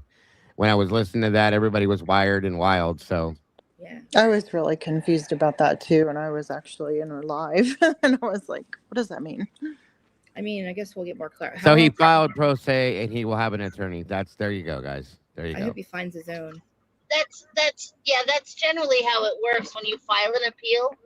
An attorney will be appointed for him because he's considered indigent because he's a prisoner. Sure. Even if he has money and access to like the law But library. he's still because he's in prison though. He's not out like the rest of us. He's in prison and all that. So. And when his family finds they could find his attorney for him. Well, Custody Queens, they did a video, and they were talking as if he's going to have counsel as well. It probably makes sense to have it too as well because I would hope, yeah. Stuff for you. Like I said, I know he knows some of this stuff, but I don't think he knows enough to be able to completely be his own complete attorney. That's man. That's thank you for correcting that in my mind, Tomboy, because I was when she said it, I swear it was meaning, you know what I mean? The way she said it, I thought that's what it meant. So thank you for correcting that. I had a question for all of you. Oh, I'm sorry. Go ahead, Tomboy. If they put the death penalty back on the table, there's no way you would do that trial by yourself. Dude, right. You need to back the fuck up and get off my ass. Is that what she would say to Judge Hippler? Yeah, I guess. So does this go to Hippler, I guess? Yes. Yes, Hippler's already been assigned the case. And I hope he denies it and then they appeal it and it goes to federal because I think that's his best option. Yeah. Wow. When does he say it? Do we know what the date is? No. I'm sure it's going to take some time for all this to go through. So. Doesn't Hippler have to follow the law? Unless his appellate attorneys asked for Hippler to recuse himself. I think should ask him to recuse himself. I'm curious to see who the appellate attorney is going to be too. I mean, the court does. A conspiracy theorist, I'm pretty sure the court is who appoints his counsel. Unless he has private appellate attorneys. I'm sure he does. Already. Can he keep ready mask to off? step in for him? Can he keep mask he off? can keep mask off. He can keep mask off and BICA both. If they'll agree to it, which I was wondering that too, Tomboy, because maybe we just misread it, but what seemed to be the relationship that those two had with him, as compared to what Anne. I mean, I'm not saying Anne didn't, but those two seemed to be a little closer to him than she did. And if they separate from her, okay, which I imagine if he terminates her services, that would terminate those two as well with her, which in turn would mean that they could step in privately or however they would do it, in my opinion. Is As that a right? free No, agent. no, As a no, free no. agent. No, he only has to. They're all separate attorneys. They're not at the same office, so to speak. So if he terminates Ann Taylor, he just terminates Ann Taylor. He doesn't terminate the other two. What about like, okay, in the state of Idaho, in the state of Idaho, you have to file a petition to be removed from attorney of record, and the judge is the one that approves it or denies it. So what about him wanting them to be removed? Like, per se, if he filed and he wants her removed, how does that go then? She still has to file to be removed. You can't just fire all she has to do is say, Mr. Kohberger is asking for me to be removed, so I'm asking the court to remove me. And then, as his attorney, she has to do that and file that. Okay. According to Hitler, he's rich, right? Remember, he said all this money he gets from, Who? Bryan. Remember how Hitler was saying, "Oh, all the money that Bryan was making off of this." That wasn't Hitler. That was Steve Gonsalves. Oh, really? And there's no proof of that. There's no way that they would know that, Krista. Even if he was, I mean, even if he was not making money, but like even if like he was getting all kinds of money sent in his whatever, like I'm sure, I think it's, I mean. You can only have so much money on your books in the state of Idaho. Really? You cannot have, I think it's over $300 or up to $300 for like commissary. You can't have any more than that, from my understanding. So when they made that statement, it was obviously something that somebody was probably telling them. And again, they were wrong. So, I mean, there's no way they would know that. Well, you can't tell people they can't send in money. You can't tell me if they mean we want to send, like, you know what I mean? Like, I don't know. And here's the other thing. Well, he has to accept the money. That's the whole. That's how commissary works. You have to be on the list, right? In order to be able to send him money. If you're not on that list, you can't send money. Oh, so random people just can't send the money. And no. That's too bad because we don't send him money. Here's the other thing too. Okay, the whole restitution side of this that was already played out.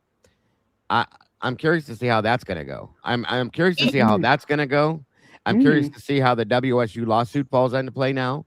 There's a lot of things that are kind of like banking on how this is all playing out that are going to change, in my opinion. You want to know something that's funny with that restitution is since Hitler ordered that restitution, normally if you're an inmate and you get a judgment against you, you're penalized by interest. There is no interest accrued on his restitution. Well, and I don't believe there's been any restitution paid as of yet either. So no. Yeah, from what? That's what I mean. Like there has been nothing. So that order would have to be reversed and all that stuff at some point. And I'm thinking of Othram Labs too. The whole Othram, what do you call it? Representation and everybody getting on board. It's like, okay, so like if Othram played a big part in getting Kohberger to where he is right now, then if this is the case, that's going to unravel all of that. So what's Othram really doing? Like, do you know what I mean? Yeah, I mean the fact that you have it's less than a sand print, I whatever said. But like there's one on Byan too. You said and not talk about the blood evidence. That was Did you see the one on Byan? You know what I mean? Like what are you doing here? 250 Byan. Exculpatory evidence, or at least it's reasonable. I don't know how to send it, but it's nice. There's so much, like even just one of the 10 things that's wrong. You know what I mean? Like it unravels everything. Yeah. Because every lie they told the investigation, they had to tell another lie to cover that one, to cover this one. Yeah. In my opinion, that's what happened. They just have to keep they built upon it. It's like a building block, then one block on top of that and then on top of that. So then once you start pulling this rug out from underneath them, then it's like a house of cards. It's just all going to come down. You start removing these things. In my personal opinion, don't yell at me for this because I've been thinking about this for so long. in my personal, they believed he did it. They knew somehow, some way that he did it, but they couldn't prove it. So that's why they made up all this crap, and they kept getting caught because not realizing that we're like smart and we're like our own little, there's sleuths all over the place that are going to like tear apart your investigation. All these different agencies, like, how did they not collude together? They didn't even ask each other questions to make it. Nothing made sense. Nothing went together. In my opinion, they just knew somehow that he did it. I don't know what, and they just couldn't prove it, so they just made up all this crap. I don't know. I'm not saying I think that he did it. I just feel like that's what I feel like in their minds, because I can't imagine. I can't reconcile how they fucked this up so bad and you haven't done anything about it. Well, you have to keep the words intentionally in mind with this. Okay, it wasn't a mistake. Obviously, Right. I mean, multiple people have said these things were done intentionally. They weren't mistakes. So if that's the case, then it was an intentional situation. Like they were meaning to do this. Thank you very much, Frankie. Again, from Ireland. Today's a combination of you and your peers. Dogged determination to unearth the truth in it. Thank you very much, and I appreciate that. But I mean, glad that he did this. I am so glad he did this, because I thought I started to feel crazy. Like, I'm like, why is he not helping himself? Like I said, like, I couldn't talk about it anymore. I'm like, he's not doing anything. I didn't understand it, but thank God he was. And well, there was somebody in here just a little bit ago. Yeah, that's it right there too. There was somebody in here just a little bit ago who said that. Where did her name go? She might not be in here anymore, but said that her son's girlfriend or something like that was friends with Xana, and that there's no way this was somebody that is from that area that was close within that circle that way. Okay, said that there's no way that the victim Tara. Her name is Tara. Okay, The person who posted it, Tara something. There's a right. longer string, but go on. Sorry. There's no way that the surviving roommates did not hear it, and there's no way that one person did this. So this is somebody from there that is close into that situation making that statement. And we need more people like that to step up and say. I mean, like, it's critical thinking, though, guys. Like, if you really pay attention to see what we know, we see that what the crime scene was, what the, what Xana went through, what Ethan went through, like how she fought back. Like, if you just see everything that the defense or the state said didn't happen, when you have it came out afterwards that was bullshit. Like, that's all. What do they all really need besides that? Like, I don't understand. Like, all they have to do is really open their eyes. Like even Steve was believing the random shit. Steve's still believing up until a month ago. He's claiming they're still all sleeping. I'm like, how is this guy not fucking get it yet? Like, this is your daughter. Pay the fuck attention, dude. They know, though. That's the thing. He knows that they weren't asleep. They have to know that, okay? But that's the only thing that carries that narrative, so they have to make those statements, in my opinion. No sense to your kid, dude. Like, don't you want the truth? At least if you think Bryan did, let's just all like not argue about that. Say we want to go on this, we all want to like not argue about that part of it, and they want to prove it. You have to at least admit that Bryan wasn't alone. Like, they at least have to say that. Like, that's your daughter's. You should have got milk. Other blood there. Why are you not flipping out about the blood, Steve? That you don't know whose it belongs to. And aren't you figuring out, why are people covering for Bryan? It doesn't make sense. Why would Dylan and Bethany cover for the killer and not call 911? It doesn't make any sense. Nobody wants to even, all those questions have to be asked, in my opinion. Well, of course they do. Like I said, but the biggest problem is that they know all these things. They know all of this. That's where that word intentional comes back into play. That they intentionally ignored that. They intentionally did all that. But again, I see that Thomas Dickey, whoever put that out there about that attorney. Again, I do believe, folks, that it has to be somebody that is certified in the state of Idaho. And then again, if the death penalty is thrown back on the table, they have to be certified with the death penalty as well. So those two things are going to be important. It can't just be any attorney. They have to be the death penalty certified in the state of Idaho. If they're not, they can be second chair, but whoever holds first chair has to be death penalty certified. The main, right. Thank you, Ro. I don't even know. It's such a vicious murder. There's quadruple murder. They can't say that. There's no way that they're going to be able to prove that one person did it and that he was alone and that there was no blood left. Like, how do you just It just doesn't mean they should have went to trial to begin with. You know what I mean? We all said this. They weren't going to let it do the trial, but it should have because they couldn't have put him there. They said at the end, we can't put him there. We thought he that I wonder too if that statement, like I said earlier, is going to come back to bite Bill Thompson in the ass when he made that statement at the end. That they couldn't put Bryan there. They couldn't put him in the house. There's a few statements that were made after all this was said and done that were backpedaling. Phone. All of those statements after the sentencing hearing by Payne, Gilbertson, and Hitler, Santa Claus. Yeah, Santa Claus. I told you when we were listening to that, Dago, that watch, guaranteed that's going to come back and bite them in the ass.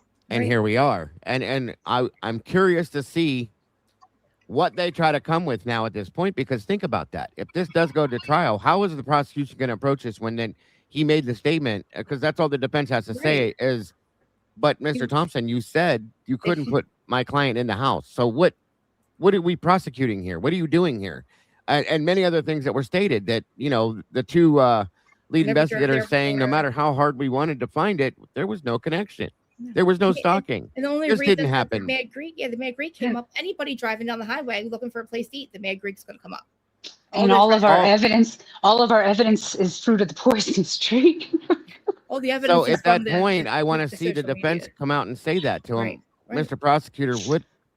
How are you prosecuting this? I don't understand. What do you think the deal is here and all that kind of stuff? And I wonder.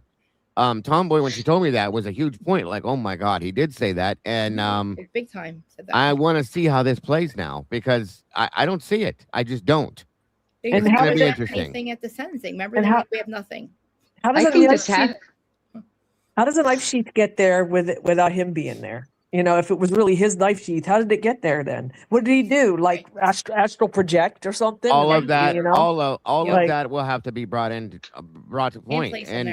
And yes, Bill Thompson, Tina, actually threw a temper tantrum, stomping up and down with his mood ring face, yelling at people, saying, "You cannot say that he was stalking because you know damn well he wasn't stalking." Well, okay, Bill, thank you. Do you remember that? Speaking of that, real can I quick. explain something real quick? Yeah, go ahead. You know how they said that he was there 23 times? Mm-hmm. Okay, I had to sit and explain this. I literally got out cups and a plate and was explaining to Shelby. Okay, so let's say you have a circle, okay? And in that circle is the 1122 King Road residence, right? So it said Bryan Kohberger's phone reached within 100 meters of the tower that serves 1122 King Road. So if you go on the outer edge of that circle, go 100 meters from that. Like 100 meters air outside of the circle. Yeah. Oh, okay. So he was 100 meters from the outer edge of that tower coverage. And kind of, isn't that like where he lives or drives? Not 100 meters from the house. Right. Shelby's like, oh yeah, that makes sense now. Yeah, like doesn't he go to the like Target and the Walmart, whatever, driving down the highway? Anybody that drives by is gonna. He lives in the friggin' area. I mean, why would he not be in the friggin' area? Exactly. He lives there. I know. That's another thing.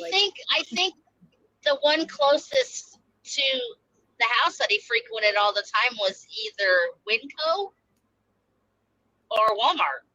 Right. I think you're right. I think it's Windco. I think you're right. I mean, yeah. And then like look at what happened afterwards with all the killings, the murders of, somebody just happens to be. And that will be brought to the table, Tomboy. I believe that they're going to point out, the defense, if they're smart, would point that out and say, he drives to the store. He's driven to the store. That's what he's doing. And if he's vegan, he's going to want fresh food, so he's going to go to the store all the time. And the only restaurant around him that served the vegan food was the Mad Greek. Heaven forbid you go there and get a vegan meal and oh my God, you're stalking the girls at work. Well, there was nothing in common. They should just like. I think the state should. Pullman is never at shit. I think they should fold. I really do. Everything has always been in Moscow. Yeah. Well, that's what I'm saying. Like, Yes. Go ahead, Dago. Sorry.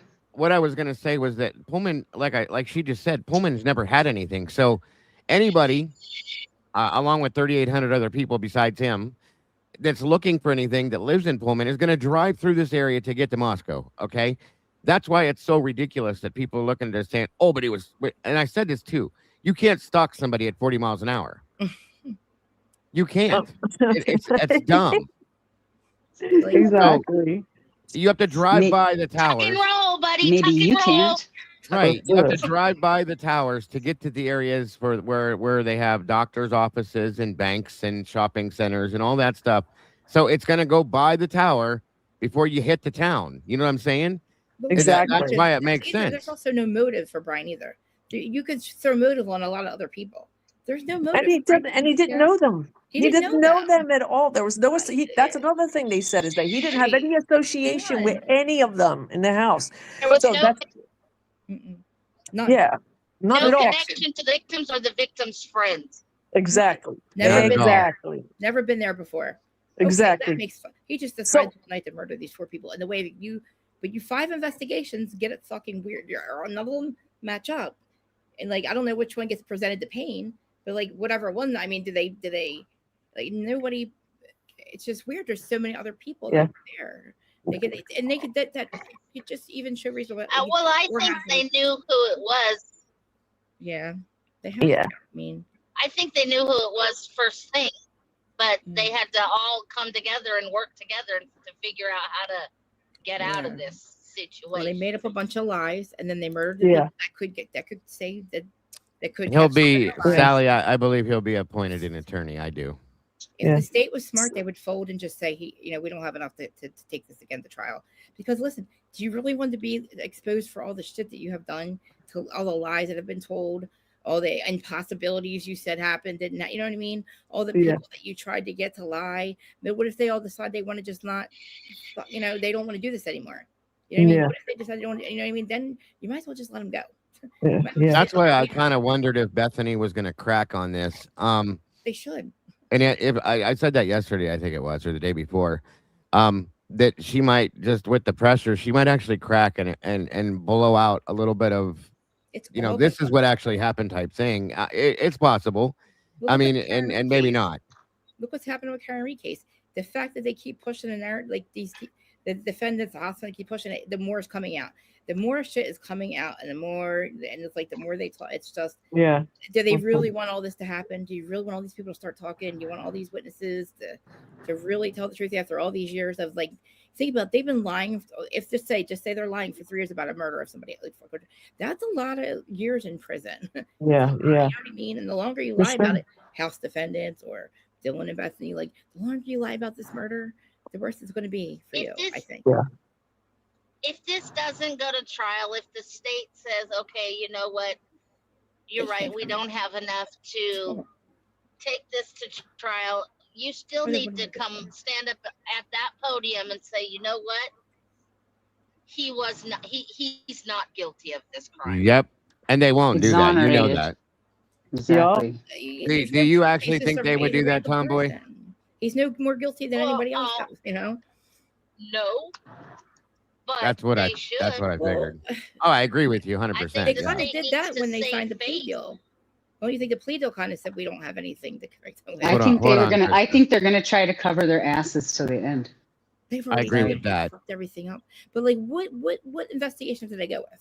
Did they go to the FBI? Did they go with Moscow? Did they go with Pullman's? What investigation did they go with? Homeland Security? I think the whole investigation was ran by the FBI.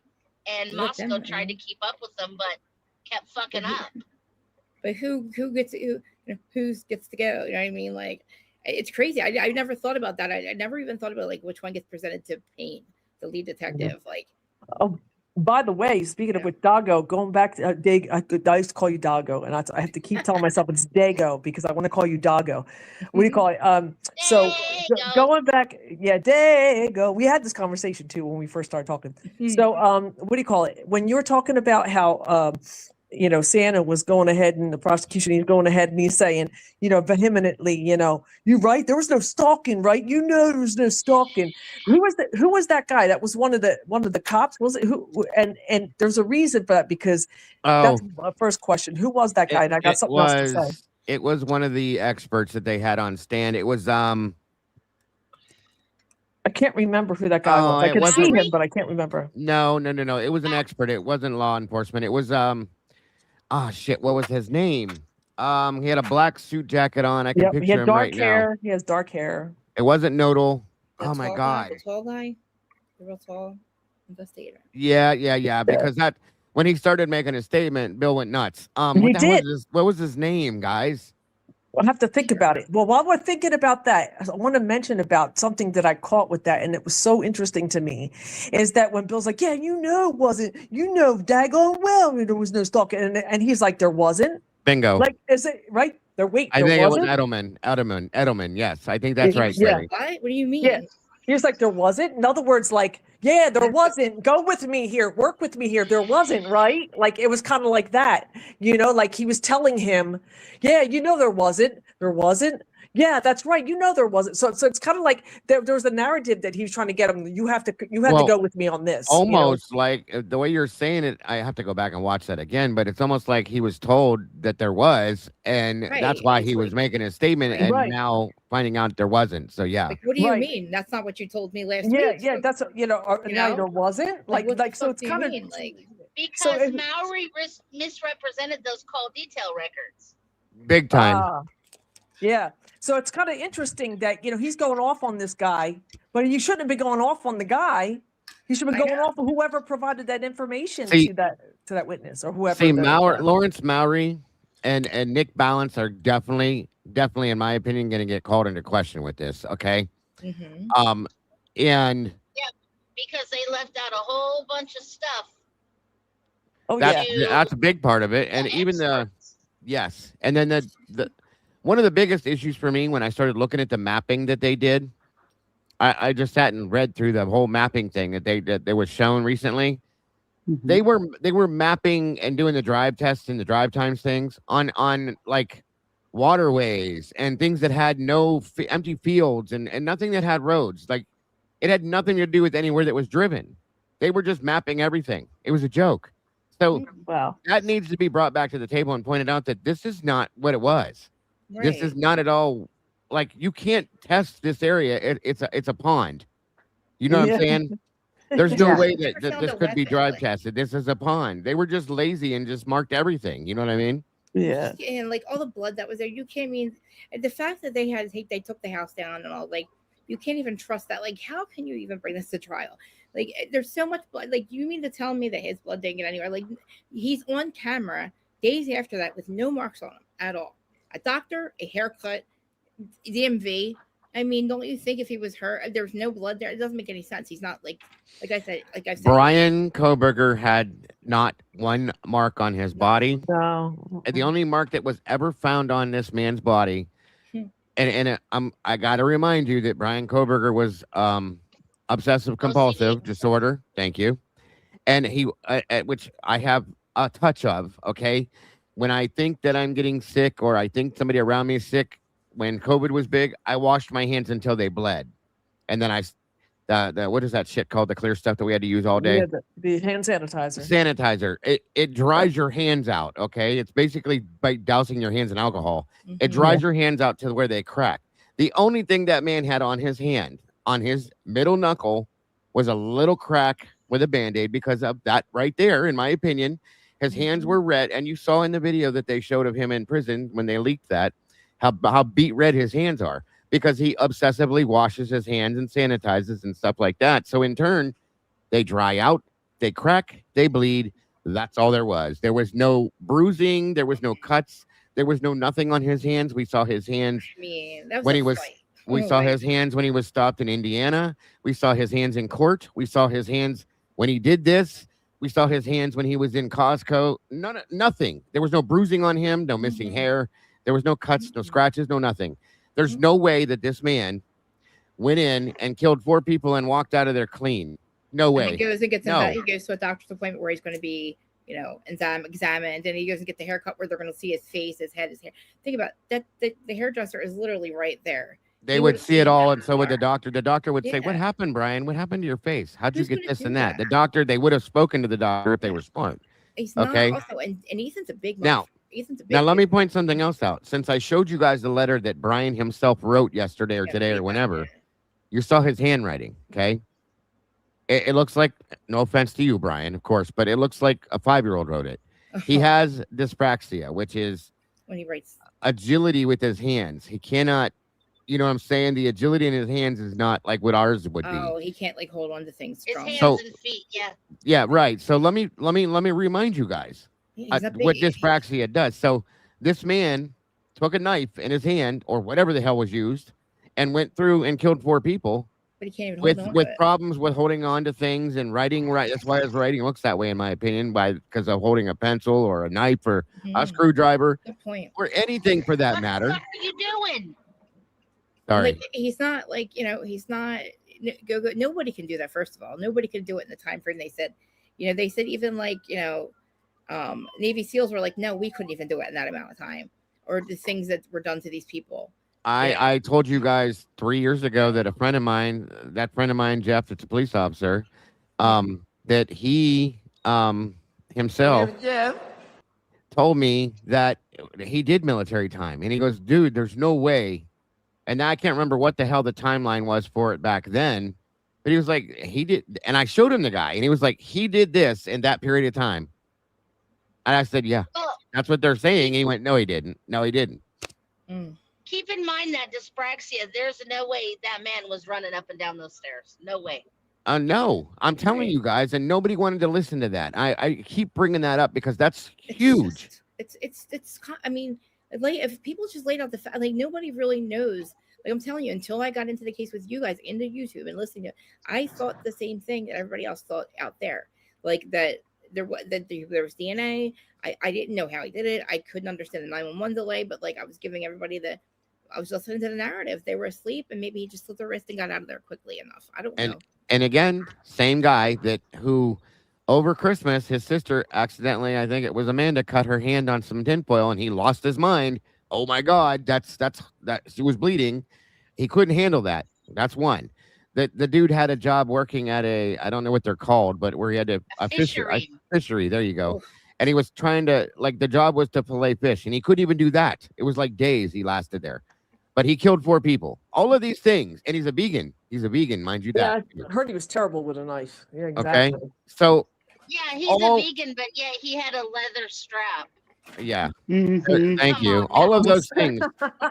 You got to put every one of those little details in a bucket and then point to him and tell me what you think again, because I don't believe it. None of that makes any sense, folks. They picked the wrong person is what I'm going to tell you. They chose the wrong person. They should have gotten the background on him before they did this, because he is definitely the wrong one. He's on the spectrum, okay, which doesn't mean anything. I'll say that. But he has visual snow issues. He's obsessive compulsive. And if he's anything like I am, because I have OCD as well, I couldn't handle being in a room where there's blood all over the place and things are disorganized. I couldn't do it. Yeah. I couldn't do it. That's just me, though. I'm not saying that he's the same way. He has dyspraxia in his hands and feet. And there's other things that there was a diagnosis with as well. So all of that, and the fact that he wasn't there, throw that in the bucket and see what you get. I just find it interesting. I really want to know how they found him, how they picked him from the bunch. How did they profile him and say, you know what, this is our candidate. This is the guy we're gonna frame for this. You know what I mean? Like that's clearly. What I'm thinking. Did you watch Pop's video? I really feel like Pop's video really points. Hold on. Yeah, no, we did, yeah. But what'd you say, Tomboy? I'm sorry. I have a thought about that, because in the document that Connor just released a couple days ago about the communication with pain. Yes. In there, he's talking to Dago from WSUPD. Mm-hmm. And okay, the date may say the 20th of December, but if you listen to the verbiage that is in that message, it tells you they knew about it before the 20th of It's December. for the 20th, Because exactly. Well, he says, that's what were Ostrom you says, driving with Whitman that night when you checked the plates? So you knew about it when they checked the plates. Mm-hmm. So And- that and- was what, 3 days after? yes. Yeah. And that still takes me back, Tomboy, to what we were told by who about the 16th. Yeah, they had his name on the on the 16th. I believe that. I fully believe that. If you look at all the other pieces of info that go around that, I absolutely fully believe that. Knowing that Mr. Payne himself is saying, don't go out the radio with this and keep this on the DL and don't do nothing until you talk to me and don't do this and come on, y'all. Did they authorize Ostrom to tell Stacy Chapin that they knew who it was 5 days? I don't even know that I believe that. I mean, I believe it's possible, but told all of CrimeCon that. They told all of CrimeCon that. well, That's their story. Like, that's their story. They can tell it how they want. It's so ridiculous. Like how that is so like you're hanging out at a place where people go to talk about their dead kid or whatever. Well, I'll be honest, James. I don't want that to happen. As much as a lot of people want Bryan just to be set free, and I'm not trying to be an asshole here. I don't want it to sound that way. I want there to be a trial. I really, really, in a bad way, want to see a trial on this because I want to see what's presented. Not that we will, but just saying. So, like I said, whose evidence are they going to go with? Whose investigation are they going to go with? Because they all kind of went in a different direction. None of them, first of all, none of them led to Bryan to begin with. Let's just go there. Let's talk about this. None of their investigations led to Bryan. Again, now let's think about that. None of them led to Bryan. They didn't know about Bryan until they were, a tip. Well, there was But they did kind of, because that was like that's how like basic their investigation is. Yeah, they were but they like, didn't how many people bought a knife? How many people have a white car? How many people did this? That's how they got to Bryan. They were like, I don't think they. I'll be honest with you guys. I think that I don't think they decided on Bryan until that car thing happened and all that. That's just an opinion I have. I'm gonna have to go into that more myself and look a little bit more, but what they're I just telling wonder. us is it was a tip. So you're telling us you didn't have any that you didn't even know. They said we had no idea about Bryan Kohberger. There was nothing that made us think it was it. Nothing led to him until he pled. All they had is that he pleaded. There wasn't right. That's what we've been saying. There's nothing in the documents or nothing, no Nothing. evidence, no anything. Nothing. And No, I'm thought about that. When was it official that they were looking for a white Hyundai Elantra? I forget. I think a couple days after, right? December. November. 19th. Wasn't it in one of the pressers, Tomboy, where he said we're looking for? It was James Fry. It was Chief Fry that said it. We're looking for a white Elantra. We want to speak to the people in that vehicle. Right. So that may have been the second one, or was that the first one? No, it was It wasn't the first. I don't even know if it was the second one either. It might have been after that. Okay, so Thank you, Kawanda. Tanego and Whitman queried that white Elantra with either Pennsylvania plates or Washington plates before they knew they were looking for a white Hyundai Elantra. And they had right. So they had the wrong year. What does that tell you? I mean, that's what I was saying. Exactly. I mean, they went along with they were looking for this specific situation, this person, this car, all of this at one time, knowing it way beforehand is what I believe. If that's what you're saying. For us looking at we can see their their investigations, right? With nothing led to Bryan, but like as soon as they got his name, that's the only thing. Like and then the DNA just popped up. No, what I'm saying though is that according to them, that they got his name. Was it the 19th or the 20th? The tip came in that day or something, right? I don't believe this tip thing either. That's another thing. Either do I. Because who the fuck said that? When did they query the? That's what I can't remember. The white Hyundai Elantra, the 18th of November. Maybe they got that. It might be that date was a press conference on that date too. If Eddie was here, he'd be able to tell us. They're trying to tell us maybe that's how they got to him, but that's not true. We know that's not true. It is. It's not. No. It's not his car. Let me read this real quick. Kawanda said. Right back. So say that, can Sly Ray be charged with perjury I don't know since he just publicly contradicted? I don't know. Thank you for that, by the way. And somebody else did something too. Zofia What does that mean? What does that mean? Maniac, thank you for that as well. Hold on, what did he because I owe you guys a few of these. Oh. But let me throw one.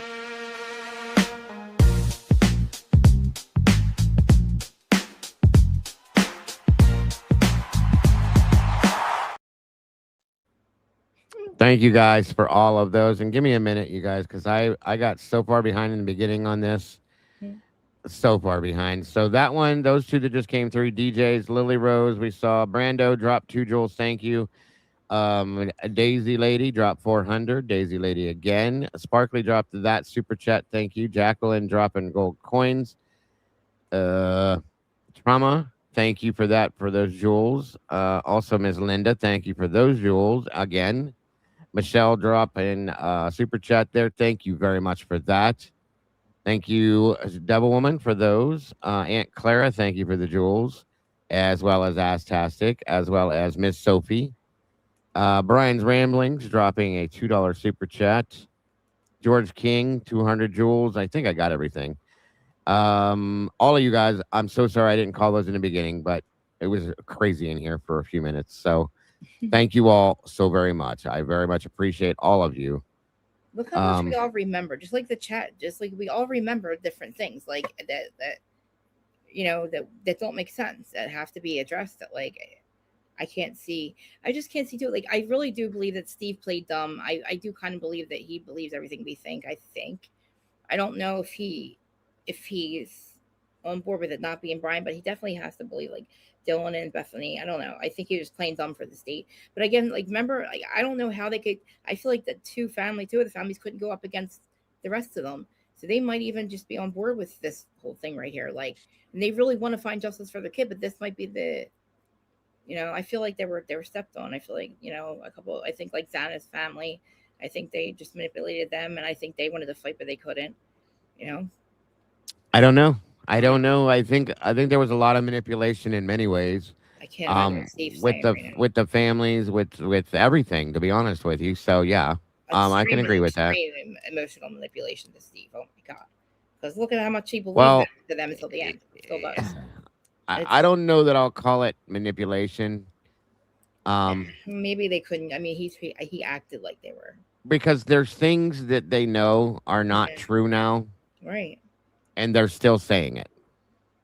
I think they're just trying to get. I think they're. I don't know. That's a good question, Clyde. There's still like 3 years worth of documents coming.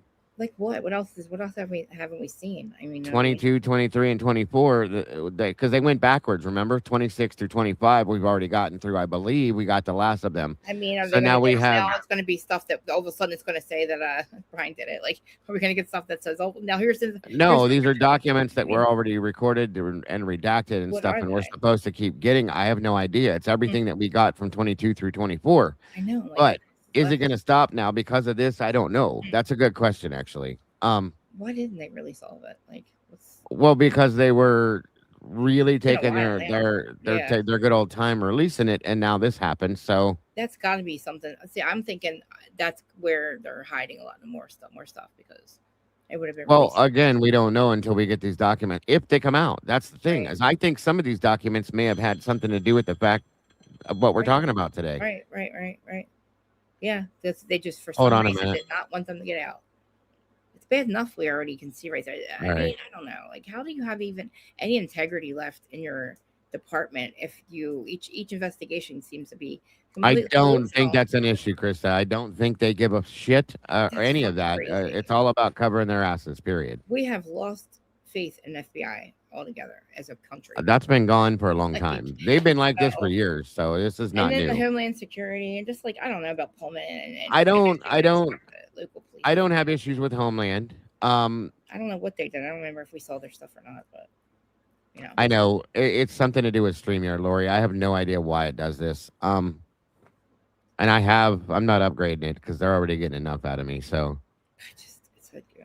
no problem. Realize.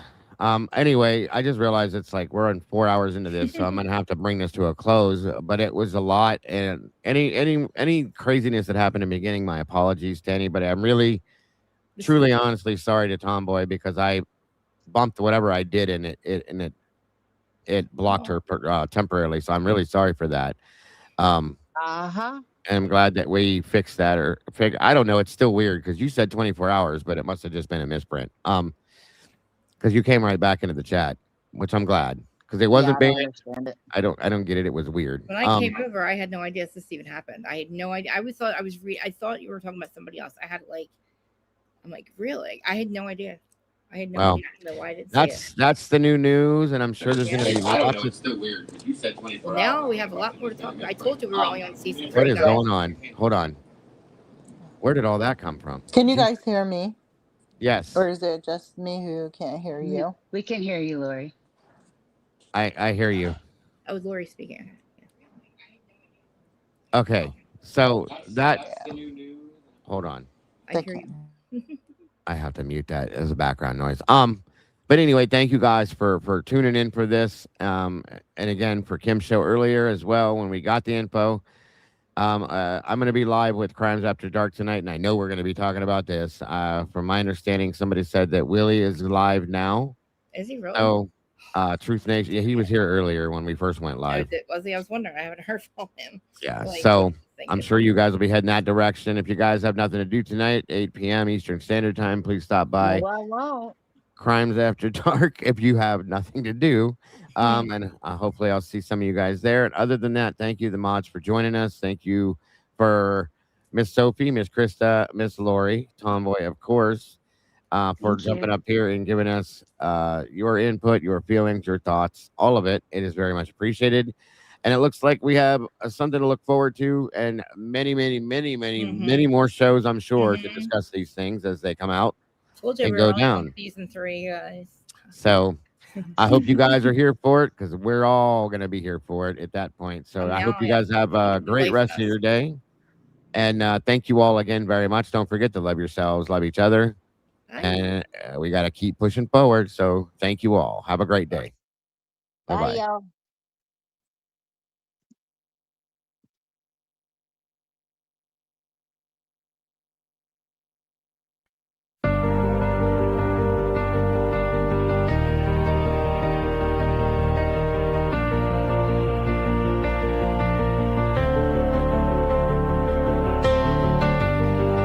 The coffee's cold, the final stain.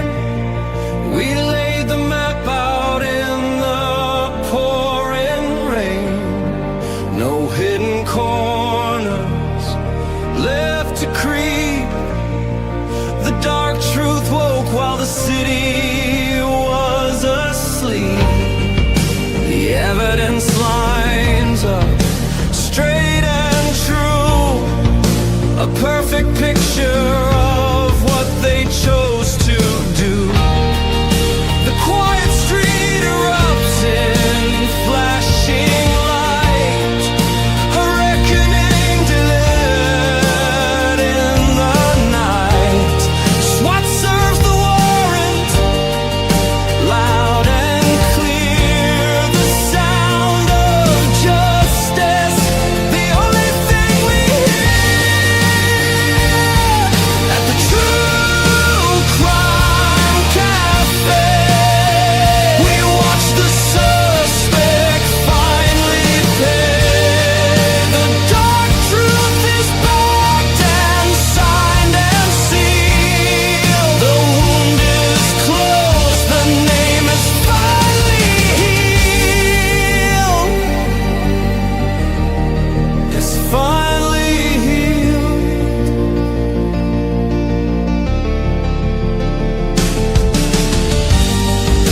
The cafe's empty, closed for the night. We put the darkness back into the light. We'll wipe the counter, set the empty chair, and wait right here for the next secret laid bare. Until the next one